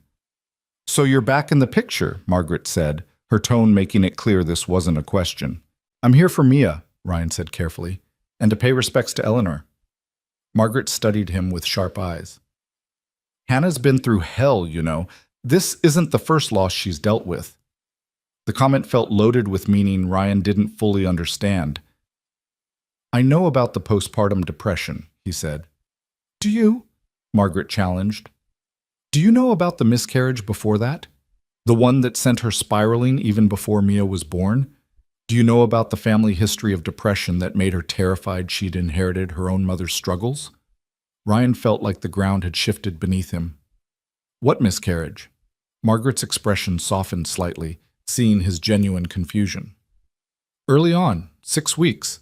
She didn't tell you? No, Ryan said, his mind reeling. She never told me. Well, Margaret said, her tone gentler now, that's between you two. But I'm telling you now because if you're going to be in her life again, or in Mia's life with her, you need to understand that Hannah's been fighting battles you don't know about. And maybe if you'd known about them then, things would have been different. She walked away, leaving Ryan standing alone with a cup of bad coffee and a head full of questions. A miscarriage? Before Mia? How had he not known? Had he been that oblivious, that wrapped up in his own world? He found Hannah an hour later, standing alone in the church parking lot, staring at nothing. She looked wrung out, empty, like someone who'd given everything they had and had nothing left. Why didn't you tell me? Ryan asked without preamble. Hannah didn't pretend not to know what he meant. About the miscarriage? Yes. She was quiet for a long moment. Because I blame myself, she finally said. Because I thought if I'd been stronger, healthier, more careful, it wouldn't have happened. And I was afraid you'd blame me too. I wouldn't have, Ryan said, and meant it completely. I know that now, Hannah said. But back then I wasn't thinking clearly. The miscarriage happened, and I fell apart. And then I got pregnant with Mia so quickly afterward that I didn't have time to process any of it. And the whole time I was terrified. Terrified I'd lose her too. Terrified I wasn't strong enough to be a mother. Terrified of everything. You should have told me, Ryan said, but without the anger that would have been there weeks ago. Now it was just sadness, grief for the communication that had failed them both. I should have told you a lot of things, Hannah agreed. But I was drowning, Ryan. And when you're drowning, you can't always see the hand reaching out to save you. They stood in silence, the weight of everything unsaid hanging between them. Finally, Ryan spoke. Mia wants you to come to dinner again. Tomorrow. Nothing fancy, just spaghetti. But she asked, and I think you should come. Hannah's eyes widened. Are you sure? No, Ryan admitted, but I'm asking anyway. A ghost of a smile touched Hannah's lips, the first genuine smile he'd seen from her all day. Then yes, I'd love to. The next evening, Hannah came to dinner, and this time the atmosphere was different. Less tense, more comfortable, as if they'd all agreed to stop fighting against something inevitable. Mia showed Hannah her room, her toys, her collection of rocks from the playground. Hannah listened and engaged and asked questions, slipping into the role of mother with an ease that suggested it had never really left her. After Mia went to bed, Ryan and Hannah sat in the living room with tea, talking about nothing and everything. They laughed about Mia's stubborn streak, compared notes on her preferences and quirks, marveled at how much she'd grown. I've missed so much, Hannah said quietly, and I know I can never get that back. No, Ryan agreed. You can't, but maybe you can be part of what comes next. Hannah looked at him, hope and fear warring in her expression. What does that mean? I don't know yet, Ryan said honestly, but I think we need to figure it out for Mia's sake. Just for Mia's sake? Hannah asked softly. Ryan met her eyes, saw the question there, and felt something shift in his chest, something dangerous and hopeful that he'd thought was dead and buried. I don't know, he whispered. Maybe not just for Mia. The admission hung in the air between them, fragile and significant. Hannah reached across the space separating them on the couch and took his hand. The touch was gentle, tentative, asking permission rather than demanding acceptance. Ryan didn't pull away. They sat like that for a long time, hands joined, neither speaking, both trying to figure out if the bridge between who they'd been and who they might become was strong enough to cross. Outside, snow began to fall again, covering the world in white, making everything look new. The weeks that followed Eleanor's funeral unfolded with a strange kind of rhythm, like learning to dance to music that kept changing tempo. Hannah became a regular presence in their lives. Not constant, not overwhelming, but there. She came for dinner every Wednesday, a schedule they'd agreed upon after lengthy discussion. She called Mia on Saturday mornings, their conversations full of giggles and stories that Ryan could hear from the kitchen where he pretended not to be listening.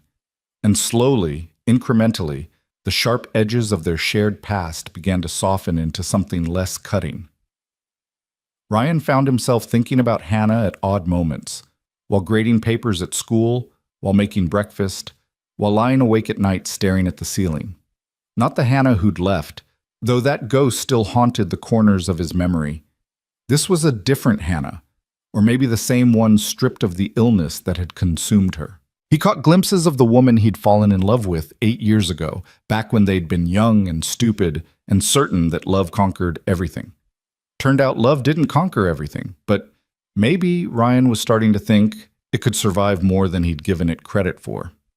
Sarah visited in mid-January, sweeping into the house with her characteristic energy and immediately demanding a full accounting of everything that had happened since Christmas. Ryan tried to downplay it, but Mia, who had inherited her aunt's tendency toward dramatic storytelling, provided enthusiastic commentary about every visit with Mommy, every phone call, every moment of connection. "So she's just back in your life now," Sarah said later that evening after Mia had gone to bed. They sat at the kitchen table with wine, a replay of countless conversations they'd had over the years. "Just like that." "Not just like that," Ryan corrected. "It's complicated." "Well, everything with you two is complicated," Sarah observed. "But I need to ask, and I need you to be honest with me. Are you falling for her again?" The question landed like a stone in still water, sending ripples through Ryan's carefully maintained composure. "I don't know," he said, which was both true and a cop-out. "Maybe, probably. I'm trying not to." "Why?" Sarah asked, and the question was genuine, not accusatory. "Why are you trying not to?" Ryan stared into his wine glass, watching the liquid catch the light. "Because I remember what it felt like when she left. I remember lying on the bathroom floor at 2 a.m. because Mia was crying, and I didn't know how to help her, and thinking that I couldn't do it, that I wasn't strong enough. And I survived that, Sarah. I came out the other side, but I don't know if I could survive it again." Sarah reached across the table and squeezed his hand. "That's a fair fear," she said gently. "But Ryan, you're not the same person you were 3 years ago. Neither is she. Maybe the question isn't whether you could survive her leaving again. Maybe it's whether you're brave enough to let her stay." The words stayed with Ryan long after Sarah left, echoing through his thoughts like a song he couldn't shake. Was he brave enough? He'd always thought of himself as practical, cautious, someone who learned from mistakes rather than repeating them. But there was Mia to consider. Mia, who blossomed a little more each time she saw her mother, who'd started drawing pictures of 3 people instead of 2, who talked about when Mommy comes with the casual certainty of a child who'd decided how the world should work. And there was Hannah herself, trying so hard, showing up consistently, never pushing for more than Ryan was willing to give. She'd started therapy again after Eleanor's death, and she talked about it openly now, treating her mental health like something to be managed rather than hidden. She'd gotten a part-time job at the library where her mother had worked, organizing estate sales to settle Eleanor's affairs, building a life that was separate from Ryan and Mia, but orbited around them. February brought a cold snap that froze everything solid and kept people indoors. Ryan's school district called a snow day after an ice storm made the roads treacherous, and he found himself home with Mia on a Wednesday, which meant Hannah was supposed to come for dinner, though he'd texted her that morning suggesting they reschedule given the weather. Her response had been immediate. "I have 4-wheel drive and determination, unless you're actually canceling." Ryan had stared at that message for a long time before typing back, "Not canceling, just worried about the roads." "Worried about me," Hannah had written, and even through text he could hear the wonder in those words, as if the idea that he might still care about her safety was something precious and fragile. She arrived at 5:30, stamping snow off her boots and unwinding a scarf from around her neck. Her cheeks were pink from the cold, her hair escaping from under a knit hat, and she looked more alive than Ryan had seen her in years, including the years of their marriage. "The roads are terrible," she announced, accepting the hot chocolate Mia thrust into her hands. "I passed 3 accidents on the way over, but I made it." "You didn't have to risk it," Ryan said, trying to ignore the way his heart had jumped when he'd heard her car pull into the driveway. "We could have done next week." "But I didn't want to wait until next week," Hannah said simply, meeting his eyes over Mia's head. "I look forward to Wednesdays." The admission sat between them, heavy with implications. Mia, oblivious to the undercurrents, dragged Hannah toward the living room to show her the blanket fort she'd constructed, an elaborate structure involving every pillow in the house and most of the kitchen chairs. Dinner was pizza because Ryan had planned to cook, but the snow day had thrown off his schedule. They ate in the blanket fort at Mia's insistence, crowded together in a space meant for a child, their knees bumping and elbows colliding. It should have been awkward.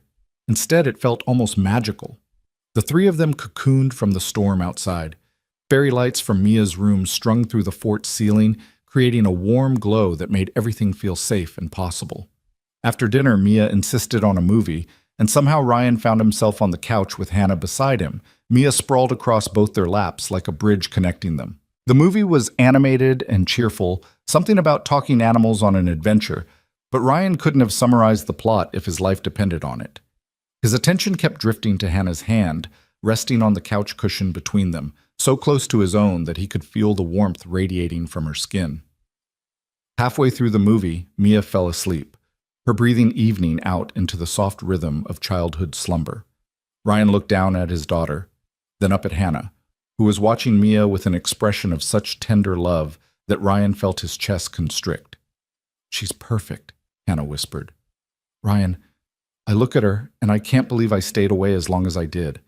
I can't believe I let my illness convince me that she was better off without me." "You were sick," Ryan said quietly, repeating the words he'd told himself countless times since Christmas. "Sick people don't make rational decisions." "That's generous of you to say." "It's not generous, it's true." Hannah turned to look at him fully, and the intensity in her gaze made Ryan's breath catch. "You've changed," she said softly. "You're more patient than you used to be, more understanding. Life has been good to you, even though I made it hard." "Life hasn't been good to me," Ryan corrected. "Mia has been good to me. She forced me to become someone worthy of her." "You were always worthy," Hannah said, and now her hand moved, covering his where it rested on the couch.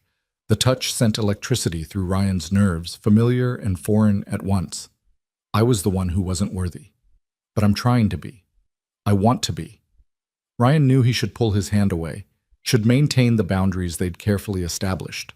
But he didn't. Instead, he turned his palm up, lacing his fingers through Hannah's, feeling the way they fit together like pieces of a puzzle he'd thought was permanently broken. "Hannah," he said, her name a question and a warning and a plea all at once. "I know," she whispered. "I know we can't rush this. I know I have to earn your trust back. But Ryan, I need you to know, what I feel for you, it never went away. Even at my sickest, even when I couldn't see past the darkness, I loved you. I just didn't know how to love you and myself at the same time." The confession hung in the air between them, raw and honest. Ryan's first instinct was to protect himself, to retreat behind the walls that had kept him safe. But he thought about Sarah's words, about being brave enough to let Hannah stay. "I'm terrified," Ryan admitted, his voice barely audible over the movie still playing on the TV. "I'm terrified of getting hurt again, of Mia getting hurt, of building something that falls apart the moment things get hard." "I'm terrified too," Hannah said. "But maybe we can be terrified together?"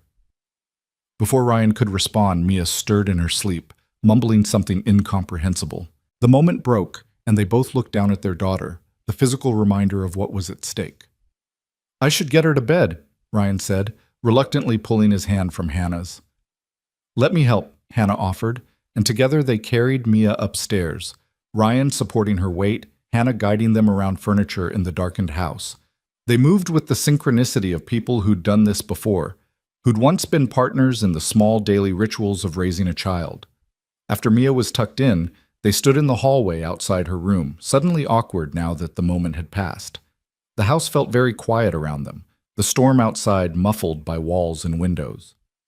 "I should go," Hannah said, but she didn't move toward the stairs. "The roads are still bad," Ryan heard himself say.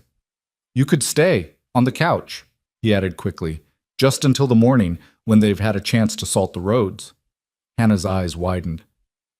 "Are you sure?" No, Ryan thought, until, "Yes," he said aloud. He found blankets and a pillow, made up the couch while Hannah watched from the doorway. The domesticity of it felt loaded with meaning. This woman who'd once shared his bed now relegated to the couch, but invited to stay nonetheless. It was progress, Ryan supposed, even if he couldn't quite define toward what. "Thank you," Hannah said as Ryan handed her the pillow. "For everything. For tonight, for the last few weeks, for giving me a chance I don't deserve." "Stop saying you don't deserve things," Ryan said, more sharply than he intended. "Maybe you made mistakes. Maybe you hurt us. But you're trying now, and that has to count for something." Hannah's eyes filled with tears. "You're a good man, Ryan Walker." "I'm a work in progress," Ryan corrected, "just like everyone else." He left her there and went upstairs to his own room, but sleep felt impossible. He lay in the darkness, listening to the house settle around him, acutely aware that Hannah was just one floor below. Part of him wanted to go back downstairs, to pick up the conversation where they'd left it, to explore the feelings they danced around all evening. But another part, the scared, scarred part, knew that rushing would ruin everything. So he stayed in bed and tried not to think about the way Hannah's hand had felt in his, or the hope in her eyes when she'd talked about being terrified together. Morning came gray and cold, the world outside coated in ice that turned everything into a crystal sculpture. Ryan came downstairs to find Hannah already awake, folding the blankets she'd used, trying to erase evidence of her presence, as if afraid she'd overstepped. "Coffee?" Ryan offered, moving toward the kitchen. "Please," Hannah said gratefully. They drank coffee in comfortable silence, standing at the kitchen counter and watching the sunrise paint the frozen landscape in shades of pink and gold. Mia was still sleeping. Snow days meant she'd lounge in bed until at least 8, and the quiet between Ryan and Hannah felt companionable rather than awkward. "Can I ask you something?" Hannah said eventually, setting down her mug. "And you can tell me if I'm overstepping." "Okay," Ryan said cautiously. "Did you date anyone after I left?" "I'd understand if you did. I need to know what I'm walking back into." The question was fair, Ryan supposed, even if it made him uncomfortable. "I went on a few dates," he admitted. "Nothing serious. Nothing that went past a third date. I told myself it was because of Mia, because I didn't want to introduce her to people who might not stick around. But honestly, I think I was still too angry to let anyone in." Hannah nodded slowly. "And now? Are you still too angry?"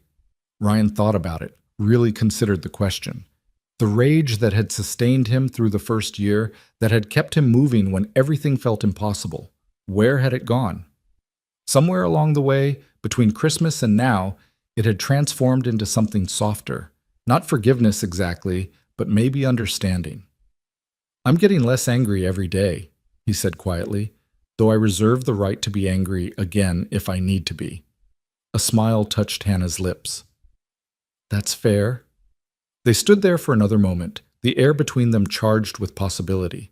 Ryan wondered what would happen if he closed the distance, if he kissed her the way he suddenly wanted to. But before he could act on the impulse, or talk himself out of it, Mia's voice drifted down from upstairs. "Daddy? Is Mommy still here?" The spell broke.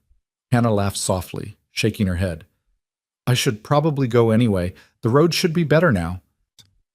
But as Ryan walked her to the door, helped her with her coat, watched her scrape ice off her windshield, he felt something settle in his chest, a decision he hadn't quite made but was approaching nonetheless. Maybe Sarah was right. Maybe it was time to be brave. The next Wednesday, Hannah brought flowers, not for Ryan, but for Mia, who was thrilled by the bouquet of daisies and insisted on putting them in a vase on the dinner table. The Wednesday after that, she brought ingredients for cookies, and they baked together, flour ending up everywhere despite their best efforts. Small gestures that added up to something larger, something that felt almost like family. In mid-February, Mia's school announced a father-daughter dance, and Ryan felt the familiar pang of being a single parent. The knowledge that Mia would notice other kids with two parents, would feel the absence even if she didn't say it aloud. But when he mentioned it casually to Hannah during one of their Wednesday dinners, she surprised him. "What if I took her dress shopping?" Hannah offered tentatively. "Girls need opinions on dresses, and I know I haven't been around much, but if you think it would be okay—" "Yes," Ryan interrupted. "Yes, that would be good. She'd love that." Mia's excitement when they told her was almost overwhelming. She talked about nothing else for days, planning the shopping trip with the seriousness of a military operation. When the day came, Ryan dropped her off at the mall to meet Hannah, feeling strangely nervous as he watched his daughter run toward her mother. They were gone for 3 hours, and when Hannah brought Mia home, both of them were laughing, laden with shopping bags and stories. Mia had found the perfect dress, purple with sparkles, and Hannah had apparently bought her matching shoes and a hair clip shaped like a butterfly. "You didn't have to do all that," Ryan said as Mia ran upstairs to try everything on again. "I wanted to," Hannah said simply. "Ryan, I've missed 5 years of shopping trips and hair appointments and all the little moments that make up a childhood. Let me have this one, even if it's all I ever get." The phrase "all I ever get" struck Ryan as unnecessarily pessimistic, but before he could say so, Mia was calling them both upstairs to see the full ensemble. She twirled in front of the mirror, the dress flaring around her legs, her face glowing with happiness. "I'm going to be the prettiest one at the dance," she declared with absolute confidence. "You absolutely are," Hannah agreed, meeting Ryan's eyes over their daughter's head with a smile that made his heart skip. The night of the dance, Ryan put on his one decent suit and helped Mia with her hair, following the braiding tutorial that Hannah had texted him with step-by-step photos. They arrived at the school gymnasium, decorated with hearts and streamers, already full of fathers and daughters in fancy clothes. Mia was immediately swept up in the excitement, dragging Ryan onto the dance floor for every song. He twirled her and let her stand on his feet so they could waltz, and felt his heart swell with love for this small person who'd become his entire world. During a slow song, Mia looked up at him with serious eyes. "Daddy? Do you think Mommy wishes she was here?" The question caught Ryan off guard. "I think she's happy you had a good time shopping with her. But wouldn't it be nice if she could come to things like this? With us?" Ryan pulled Mia closer, buying time to formulate an answer. "Maybe someday," he said carefully, "but these things take time." "How much time?" Mia pressed, with the impatience of a child who wanted everything resolved immediately. "I don't know, Princess. We're still figuring it out." But later that night, after he'd tucked Mia into bed and was cleaning up the kitchen, Ryan found himself pulling out his phone and typing a message to Hannah. "Mia had a great time tonight. Thank you for making the shopping trip special. She asked if you'd want to come to things like this in the future." The response came quickly. "What did you tell her?" Ryan stared at the screen, his thumbs hovering over the keys. Finally, he typed, "I told her maybe someday. But Hannah, I think I meant it." 3 dots appeared, disappeared, appeared again.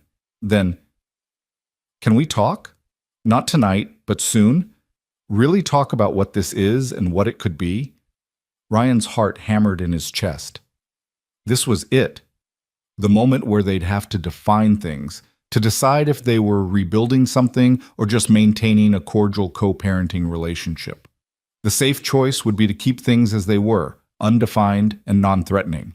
But safe hadn't gotten him much except lonely nights, and a daughter who kept asking when Mommy could come to things. "Yes," he typed back. "Saturday? After Mia's at her friend's birthday party?" "Saturday," Hannah confirmed. The days until Saturday crawled by with excruciating slowness. Ryan second-guessed himself constantly. Maybe this was too fast, maybe he was setting himself up for heartbreak. Maybe he should protect himself and Mia rather than risk everything again. But every time he saw Hannah with Mia, every time he caught himself smiling at something she'd said, every time he reached for his phone to text her something funny or interesting, he knew the decision was already made. He'd already let her back in. The question was whether he'd admit it out loud. Saturday afternoon found Ryan nervous in a way he hadn't been since their first date 8 years ago. He'd dropped Mia at her friend's house, confirmed pickup time, and driven home with sweaty palms and a racing heart. Hannah arrived at 2, looking equally nervous, her hands twisting together as she stood on the porch. "Hi," she said, the single word carrying the weight of everything unspoken between them. "Hi," Ryan echoed. "Come in." They settled in the living room, sitting on opposite ends of the couch, the same formation they'd maintained for weeks, the physical distance a buffer against emotional intimacy. But this time, the distance felt wrong, like they were actors who'd forgotten they were supposed to move closer during this scene. "So," Hannah started, then laughed nervously. "I don't actually know how to begin this conversation." "Me either," Ryan admitted, "but I think we need to have it anyway."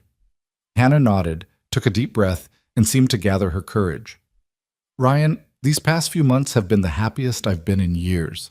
Getting to know Mia again, spending time with you, feeling like maybe I could be part of a family again, it's everything I dreamed about during the years I was gone. But I need to know if it's just about Mia for you, or if there's a possibility that it could be about us too." The directness of the question demanded an equally direct answer. Ryan could hide behind ambiguity, could protect himself with carefully neutral words, or he could be honest. "It stopped being just about Mia weeks ago," Ryan said, watching Hannah's face as he spoke. "Maybe it was never just about Mia, as much as I tried to convince myself otherwise. Hannah, I'm scared. I'm terrified, actually. But I also can't stop thinking about you, about the way you laugh at Mia's jokes, about how you've changed, about whether we could actually make this work." Hannah's eyes were bright with unshed tears. "What would making this work look like to you?" "I don't know," Ryan said honestly. "I know it can't be what it was before. We're different people now. But maybe that's good. Maybe we can build something new, something stronger, something that can survive when things get hard, because things will get hard again." "They will," Hannah agreed. "And I can't promise I won't have bad days or that my depression won't flare up sometimes. But I can promise I'm committed to managing it, to being honest about it, to asking for help when I need it instead of running away." Ryan studied her face, looking for any hint of uncertainty or doubt. He found only fierce determination and tentative hope. "If we do this," he said slowly, "we take it slow. We date like normal people, not like we're picking up where we left off. Mia stays our priority, but we also figure out who we are to each other now, not who we used to be." "I can do slow," Hannah said, and now a smile was breaking through her nervousness. "Ryan, I can do whatever you need. I'm not going anywhere this time." "You can't promise that," Ryan said, but gently. "None of us can promise we'll never leave, but you can promise to try. And maybe that's enough." Hannah slid across the couch, closing the distance between them, and took both of Ryan's hands in hers. "I promise to try," she said solemnly. "Every single day, I promise to try to be worthy of you and Mia. I promise to communicate when things are hard instead of hiding. I promise to fight for this family instead of running from it." Ryan's throat felt tight with emotion. "I promise to try too," he said, "to be patient when I want to be guarded, to trust you when fear tells me not to remember that we're both doing our best, even when our best isn't perfect."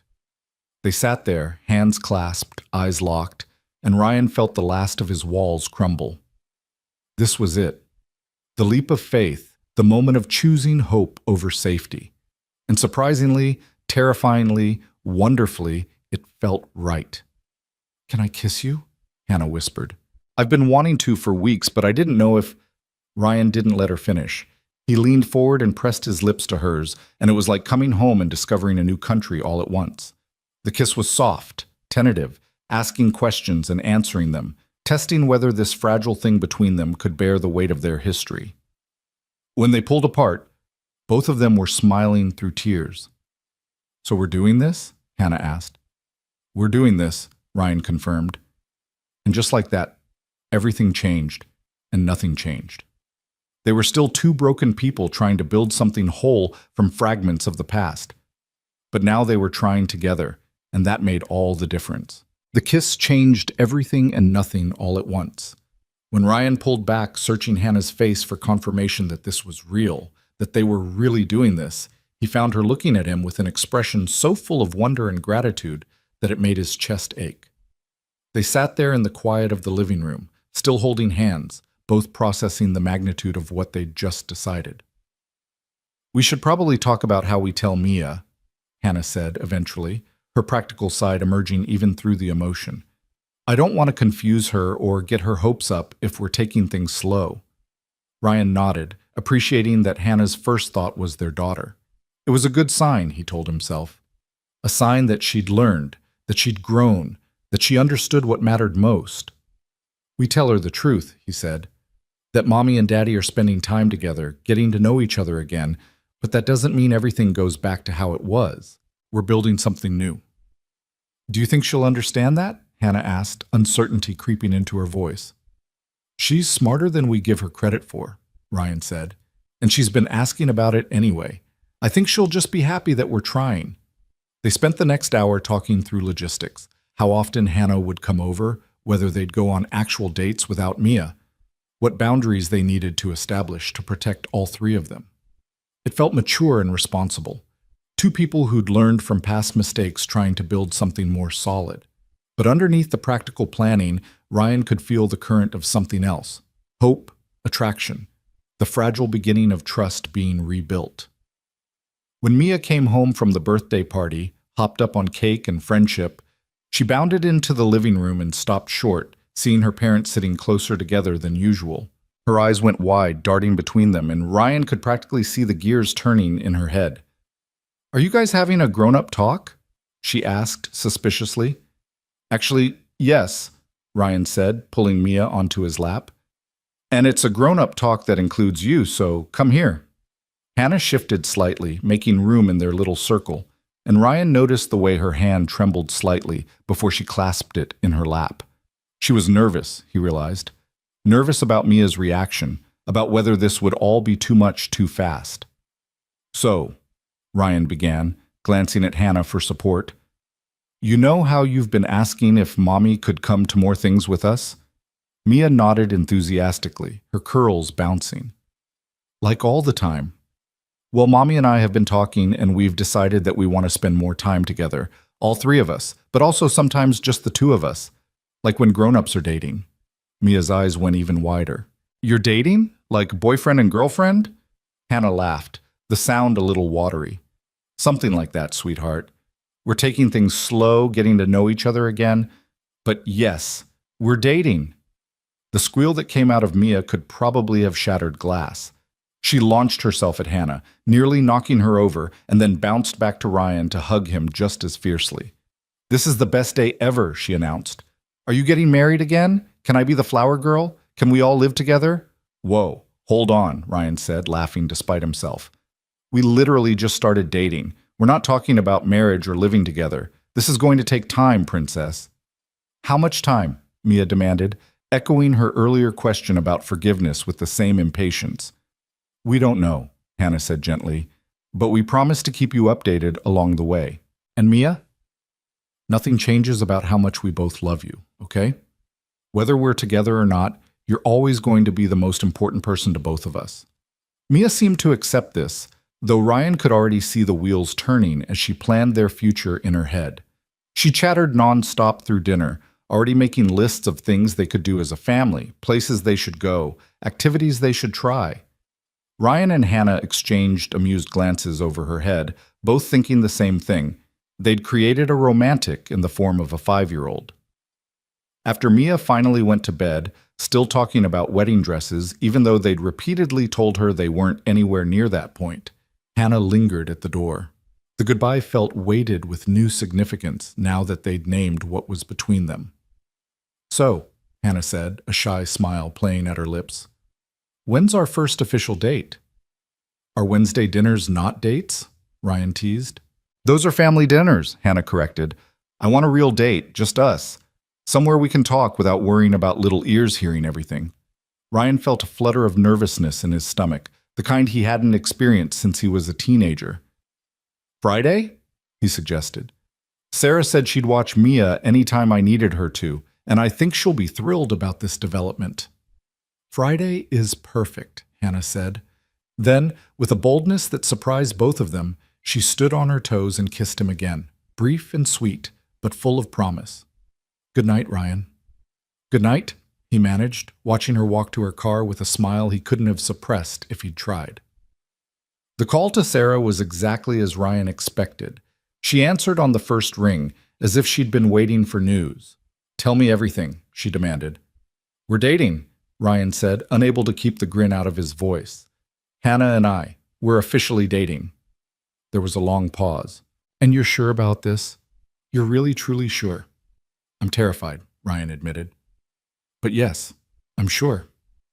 Sarah sighed, and Ryan could picture her shaking her head. Then I'm happy for you, you idiot. You deserve happiness, even if you're choosing the most complicated path to get there.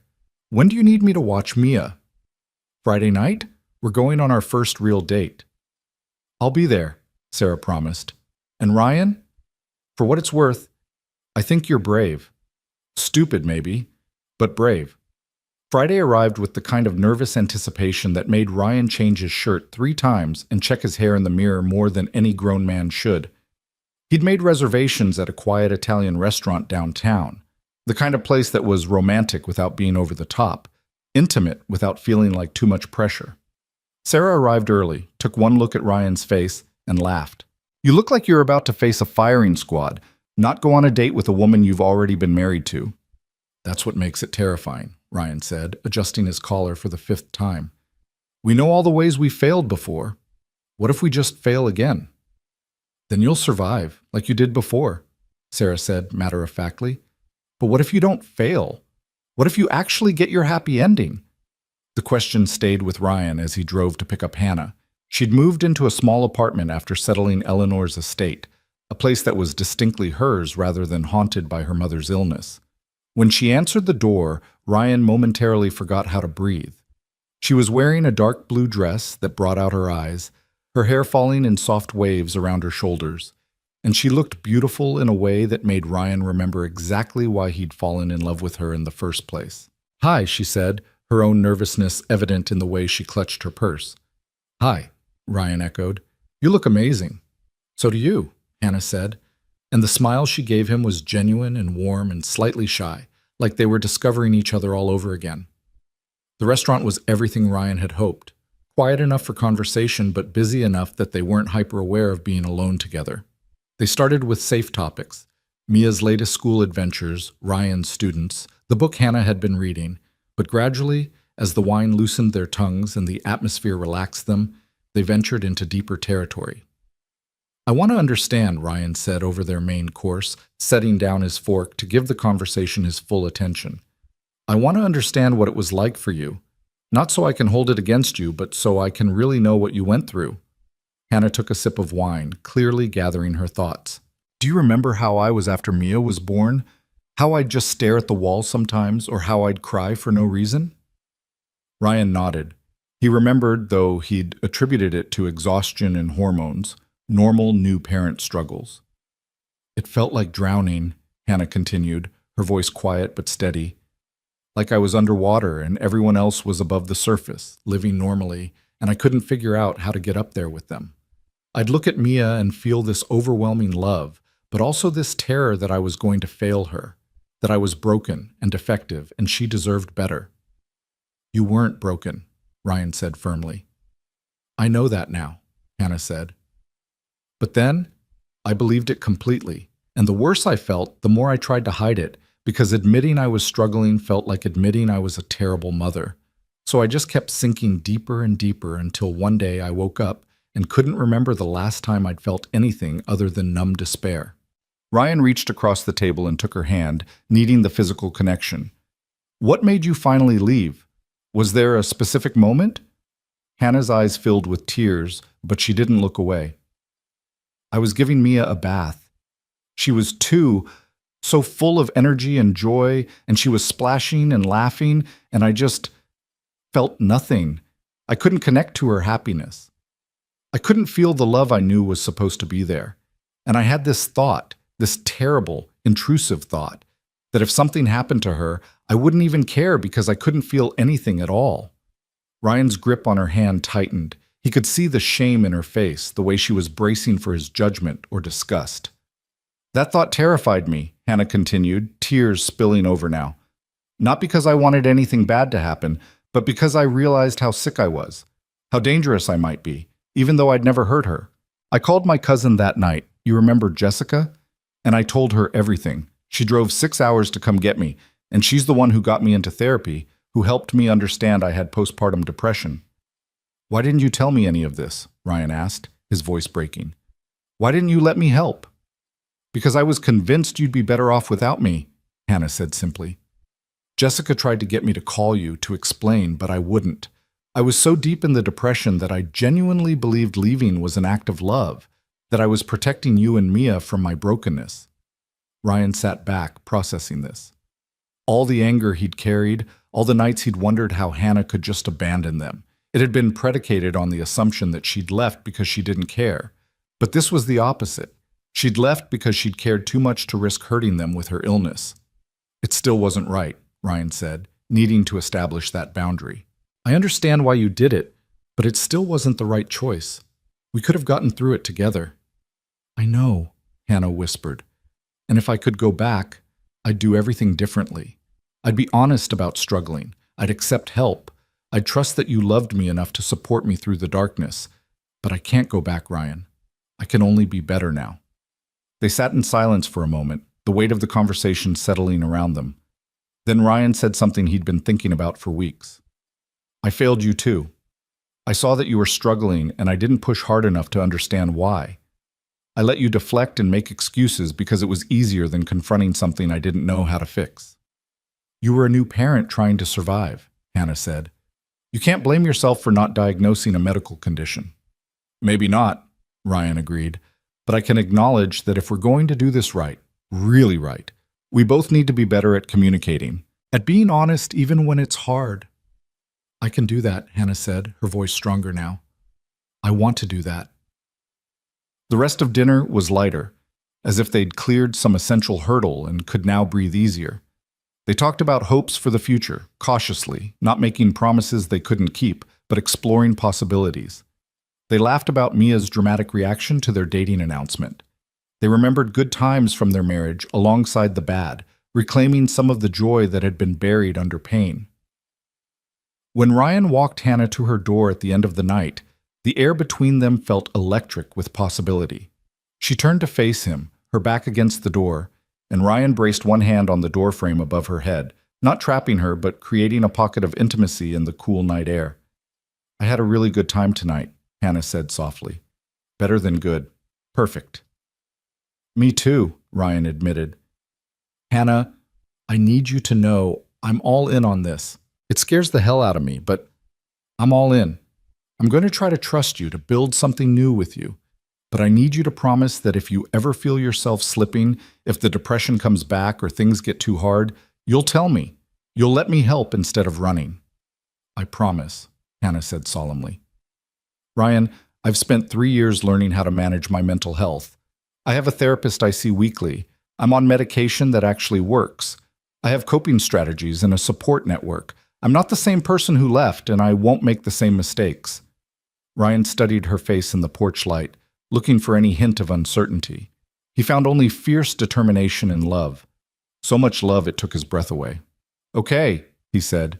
Then let's do this. Let's build something new. He kissed her then, and it was different from the tentative kisses they'd shared before. This one was deeper, more certain, a promise sealed with touch. When they finally broke apart, both breathless, Hannah was smiling through tears. Come to Sunday dinner? Ryan asked impulsively. Not Wednesday, Sunday. Make it 4 days a week instead of 1. Are you sure? Hannah asked, even as hope lit up her face. I'm sure, Ryan said. Slow doesn't mean we have to torture ourselves. It just means we're being thoughtful about how we move forward. Spring arrived gradually, winter releasing its grip 1 degree at a time. Hannah became a fixture in their lives. Not just Wednesday and Sunday dinners, but movie nights and trips to the park and lazy Saturday mornings where she'd arrive with donuts and coffee. She and Ryan went on dates every Friday, exploring their city like tourists discovering it for the first time. talking about everything and nothing, slowly stitching together the torn fabric of their relationship. There were hard moments, too. One Tuesday in March, Hannah called Ryan in tears, in the grip of a bad day where the depression had surged back without warning. Ryan's first instinct was panic. This was it, the moment where she'd run again. But instead, Hannah asked if he could come over, and when he arrived, she let him hold her while she cried and told him about the darkness that sometimes still clawed at her. "I'm not going anywhere, but," Hannah kept saying, like a mantra she needed to repeat. "I'm just having a bad day.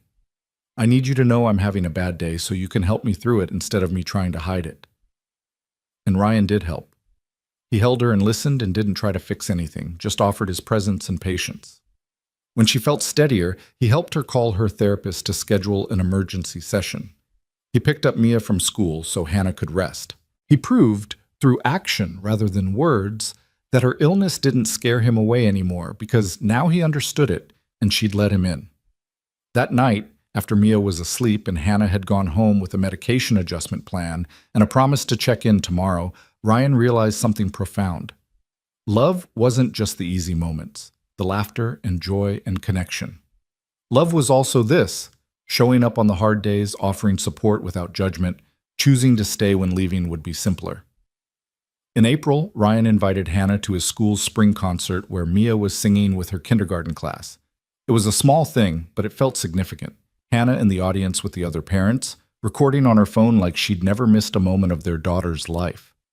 Afterward, when Mia ran up to them both with equal enthusiasm, chattering about how nervous she'd been and whether they'd heard her part, Hannah caught Ryan's eye over their daughter's head and smiled. This was what rebuilding looked like.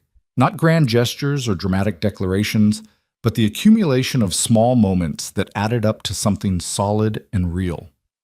One Saturday in May, nearly 6 months after that chance meeting in the mall, Hannah brought up the subject that had been hovering unspoken between them for weeks. They were at the park, watching Mia play on the swings with other children, and Hannah's hand was warm in Ryan's as they sat on a bench in the sunshine. "I've been thinking," Hannah started, then paused, clearly nervous about how to continue. "That's dangerous," Ryan teased, trying to lighten whatever heavy thing was coming. Hannah laughed, but pressed on. "I've been thinking about the future, about where this is going, and I know we said we'd take things slow, and I don't want to rush anything, but Ryan, I want more of this, more of us, more of being a family. I want to wake up in the same house as you and Mia. I want to be there for breakfast and bedtime stories and all the ordinary moments in between." Ryan's heart hammered in his chest. They'd been dancing around this conversation, both wanting it but afraid to voice it first. "Are you saying you want to move in?" "Eventually," Hannah clarified.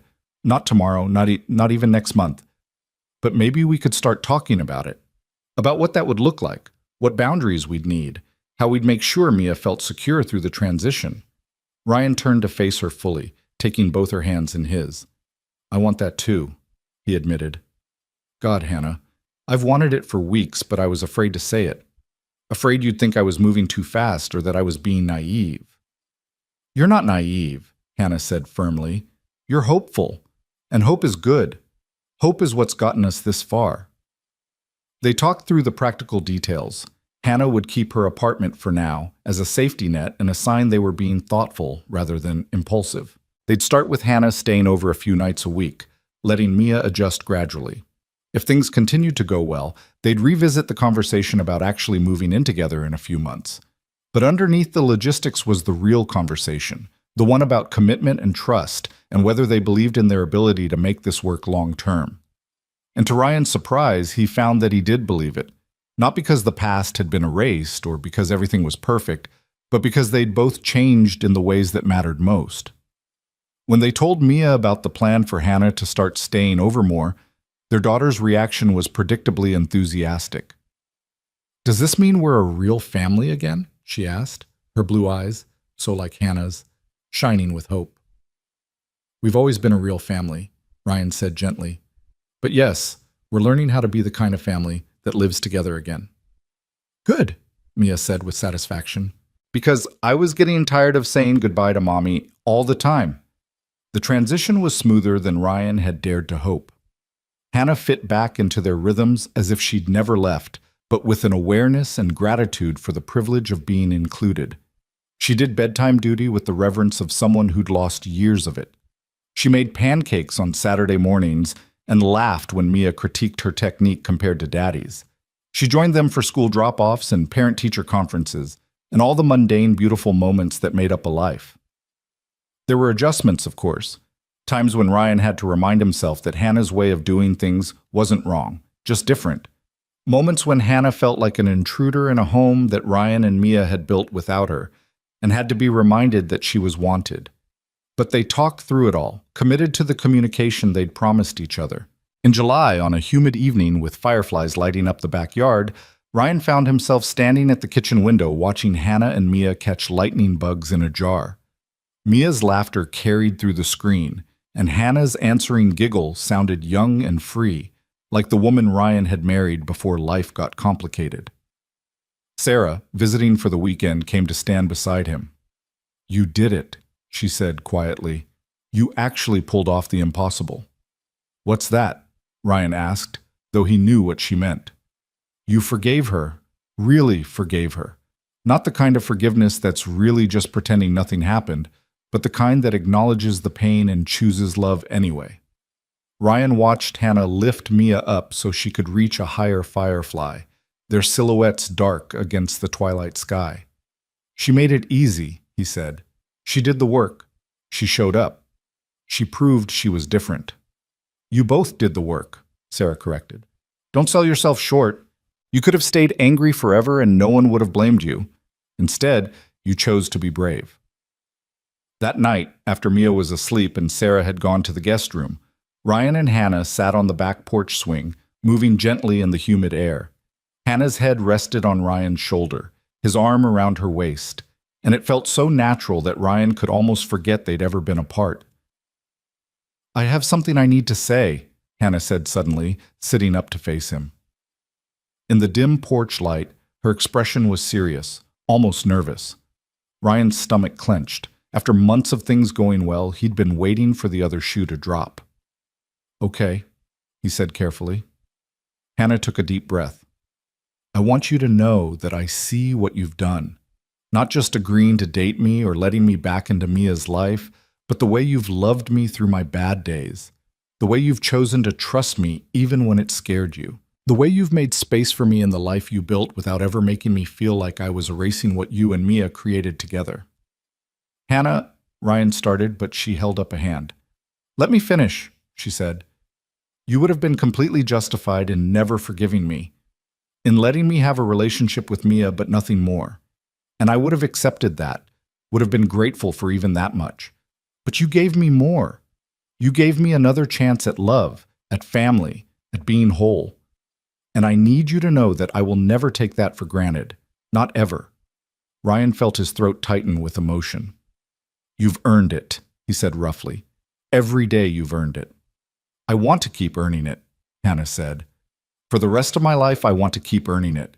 Ryan Walker, I know we're taking things slow. I know we're not rushing into anything, but I need you to know, when you're ready, if you're ever ready, I want to marry you again. I want to make vows we actually keep this time. I want to build a life that nothing can tear apart because we've learned how to weather the storms together." The proposal, if that's what it was, caught Ryan completely off guard. His first instinct was to be cautious, to say it was too soon, to protect himself from the vulnerability of saying yes. But then he looked at Hannah's face, saw the hope and fear and love shining there, and realized that caution had gotten him nowhere good. It was courage that had brought them to this porch, this moment, this second chance at happiness. "Ask me again in 6 months," Ryan said, watching Hannah's face fall with disappointment before he continued. "And the answer will be yes. I want to marry you again, Hannah. I want to stand up in front of everyone we know and promise to love you through everything, the good and the bad, the easy and the hard. But I want us to have a year of this first, a year of proving we can do the everyday boring stuff without falling apart. Because marriage isn't the grand gestures. It's the Tuesday afternoons and the Sunday mornings, and knowing that we can survive both." Hannah's face transformed, disappointment giving way to radiant joy. 6 months, she agreed. "I can wait 6 months." I'd wait forever if that's what you needed. I don't need forever, Ryan said, pulling her close. Just 6 more months of us figuring out how to be a family. And then Hannah? Then I want to make you my wife again, and this time we'll get it right. They kissed under the stars, the summer night wrapping around them like a blessing. Inside the house, Mia slept peacefully, unaware that her parents had just promised each other a future. But she'd know soon enough. She'd be there when they said their vows again, old enough this time to remember, to understand what it meant when two people chose each other despite everything that had tried to tear them apart. The next 6 months passed in a blur of ordinary, extraordinary moments. Hannah officially moved in on a cool October morning, her belongings minimal because she said she wanted to blend into the life Ryan and Mia had built rather than disrupting it. They rearranged closets and drawers, making space for her things alongside theirs, and it felt less like an invasion and more like finally becoming complete. Mia started first grade and thrived, her confidence bolstered by having both parents there to cheer her on. Hannah joined the PTA and volunteered in Mia's classroom, building relationships with the other parents who'd only known Ryan as the dedicated single dad. There was gossip, inevitably, whispers about the wife who'd left and come back, but Hannah faced it with grace and honesty, never hiding from her past but refusing to be defined by it either. Ryan proposed properly in December, on Christmas Eve, in the same mall food court where they'd run into each other a year earlier. He told Hannah he wanted to go shopping, dragged her to the spot where Mia had first hugged her mother, and dropped to one knee in front of curious shoppers and twinkling Christmas lights. "A year ago in this exact spot, you came back into our lives," Ryan said, his voice steady despite the tears gathering in his eyes. "And I thought it would destroy me. I thought I'd never survive having you close enough to lose again. But Hannah, you didn't destroy me. You rebuilt me. You taught me that love is braver than fear, that forgiveness is stronger than anger, that second chances are real if you're willing to fight for them." He pulled out a ring, not the same one from their first marriage, but something new, something that represented who they'd become rather than who they'd been. "Hannah Foster, will you marry me? Not because we're trying to reclaim the past, but because we're choosing to build a future?" Hannah was crying too hard to speak at first. Finally, she managed a watery, "Yes, yes, yes, yes," and Ryan slipped the ring onto her finger while the crowd around them burst into applause. Mia, who'd been hiding behind a pillar with Sarah filming the whole thing, came running out screaming, "She said yes! Mommy said yes!" as if there'd been any doubt. They got married the following spring, in the same church where they'd buried Eleanor, but with all the sadness replaced by joy. It was a small ceremony, just family and close friends, people who'd supported them through the darkness and deserved to celebrate the light. Mia was the flower girl, resplendent in a dress she'd picked out with Hannah, and she took her duties with deadly seriousness. When Ryan and Hannah exchanged vows, they didn't use the traditional words. Instead, they spoke promises forged in fire. To communicate even when it was hard, to ask for help instead of suffering in silence, to remember that being a family meant showing up on the worst days as well as the best ones. "I promise to love you through the darkness," Hannah said, tears streaming down her face, "and to trust you enough to bring you into that darkness with me instead of facing it alone. I promise to be patient when patience is hard," Ryan said, "and to remember that loving you means accepting all of you, the light and the shadow, the strength and the struggle." When they kissed, sealing vows that meant so much more than the ones they'd spoken 8 years earlier, Mia cheered louder than anyone. At the reception, held in Sarah's backyard under strings of lights that made everything look magical, Ryan found himself standing with Hannah and Mia, the three of them watching people dance and celebrate and toast to their happiness. His arm was around Hannah's waist, her head on his shoulder, Mia pressed against his other side, and Ryan felt something he hadn't felt in years. Complete. Whole. Home. "What are you thinking?" Hannah asked softly. Ryan considered the question. He thought about that Christmas Eve in the mall, about the terror he'd felt seeing Hannah again, about the long, painful journey from anger to understanding to love. He thought about the bad days they'd weathered and the good days they'd celebrated, and all the ordinary days in between that had added up to something extraordinary. "I'm thinking about something Mia said that first night," Ryan admitted. "When you came to Christmas dinner, remember? We were in the living room and she was falling asleep, and she said we were family." "I remember," Hannah whispered, her voice thick with emotion.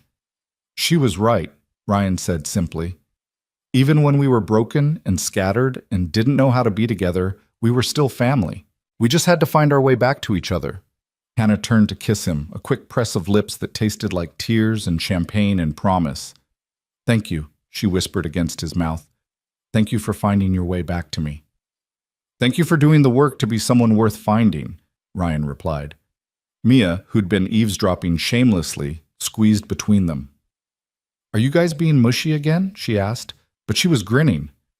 "Always," Ryan confirmed, pulling both his girls close. "Get used to it."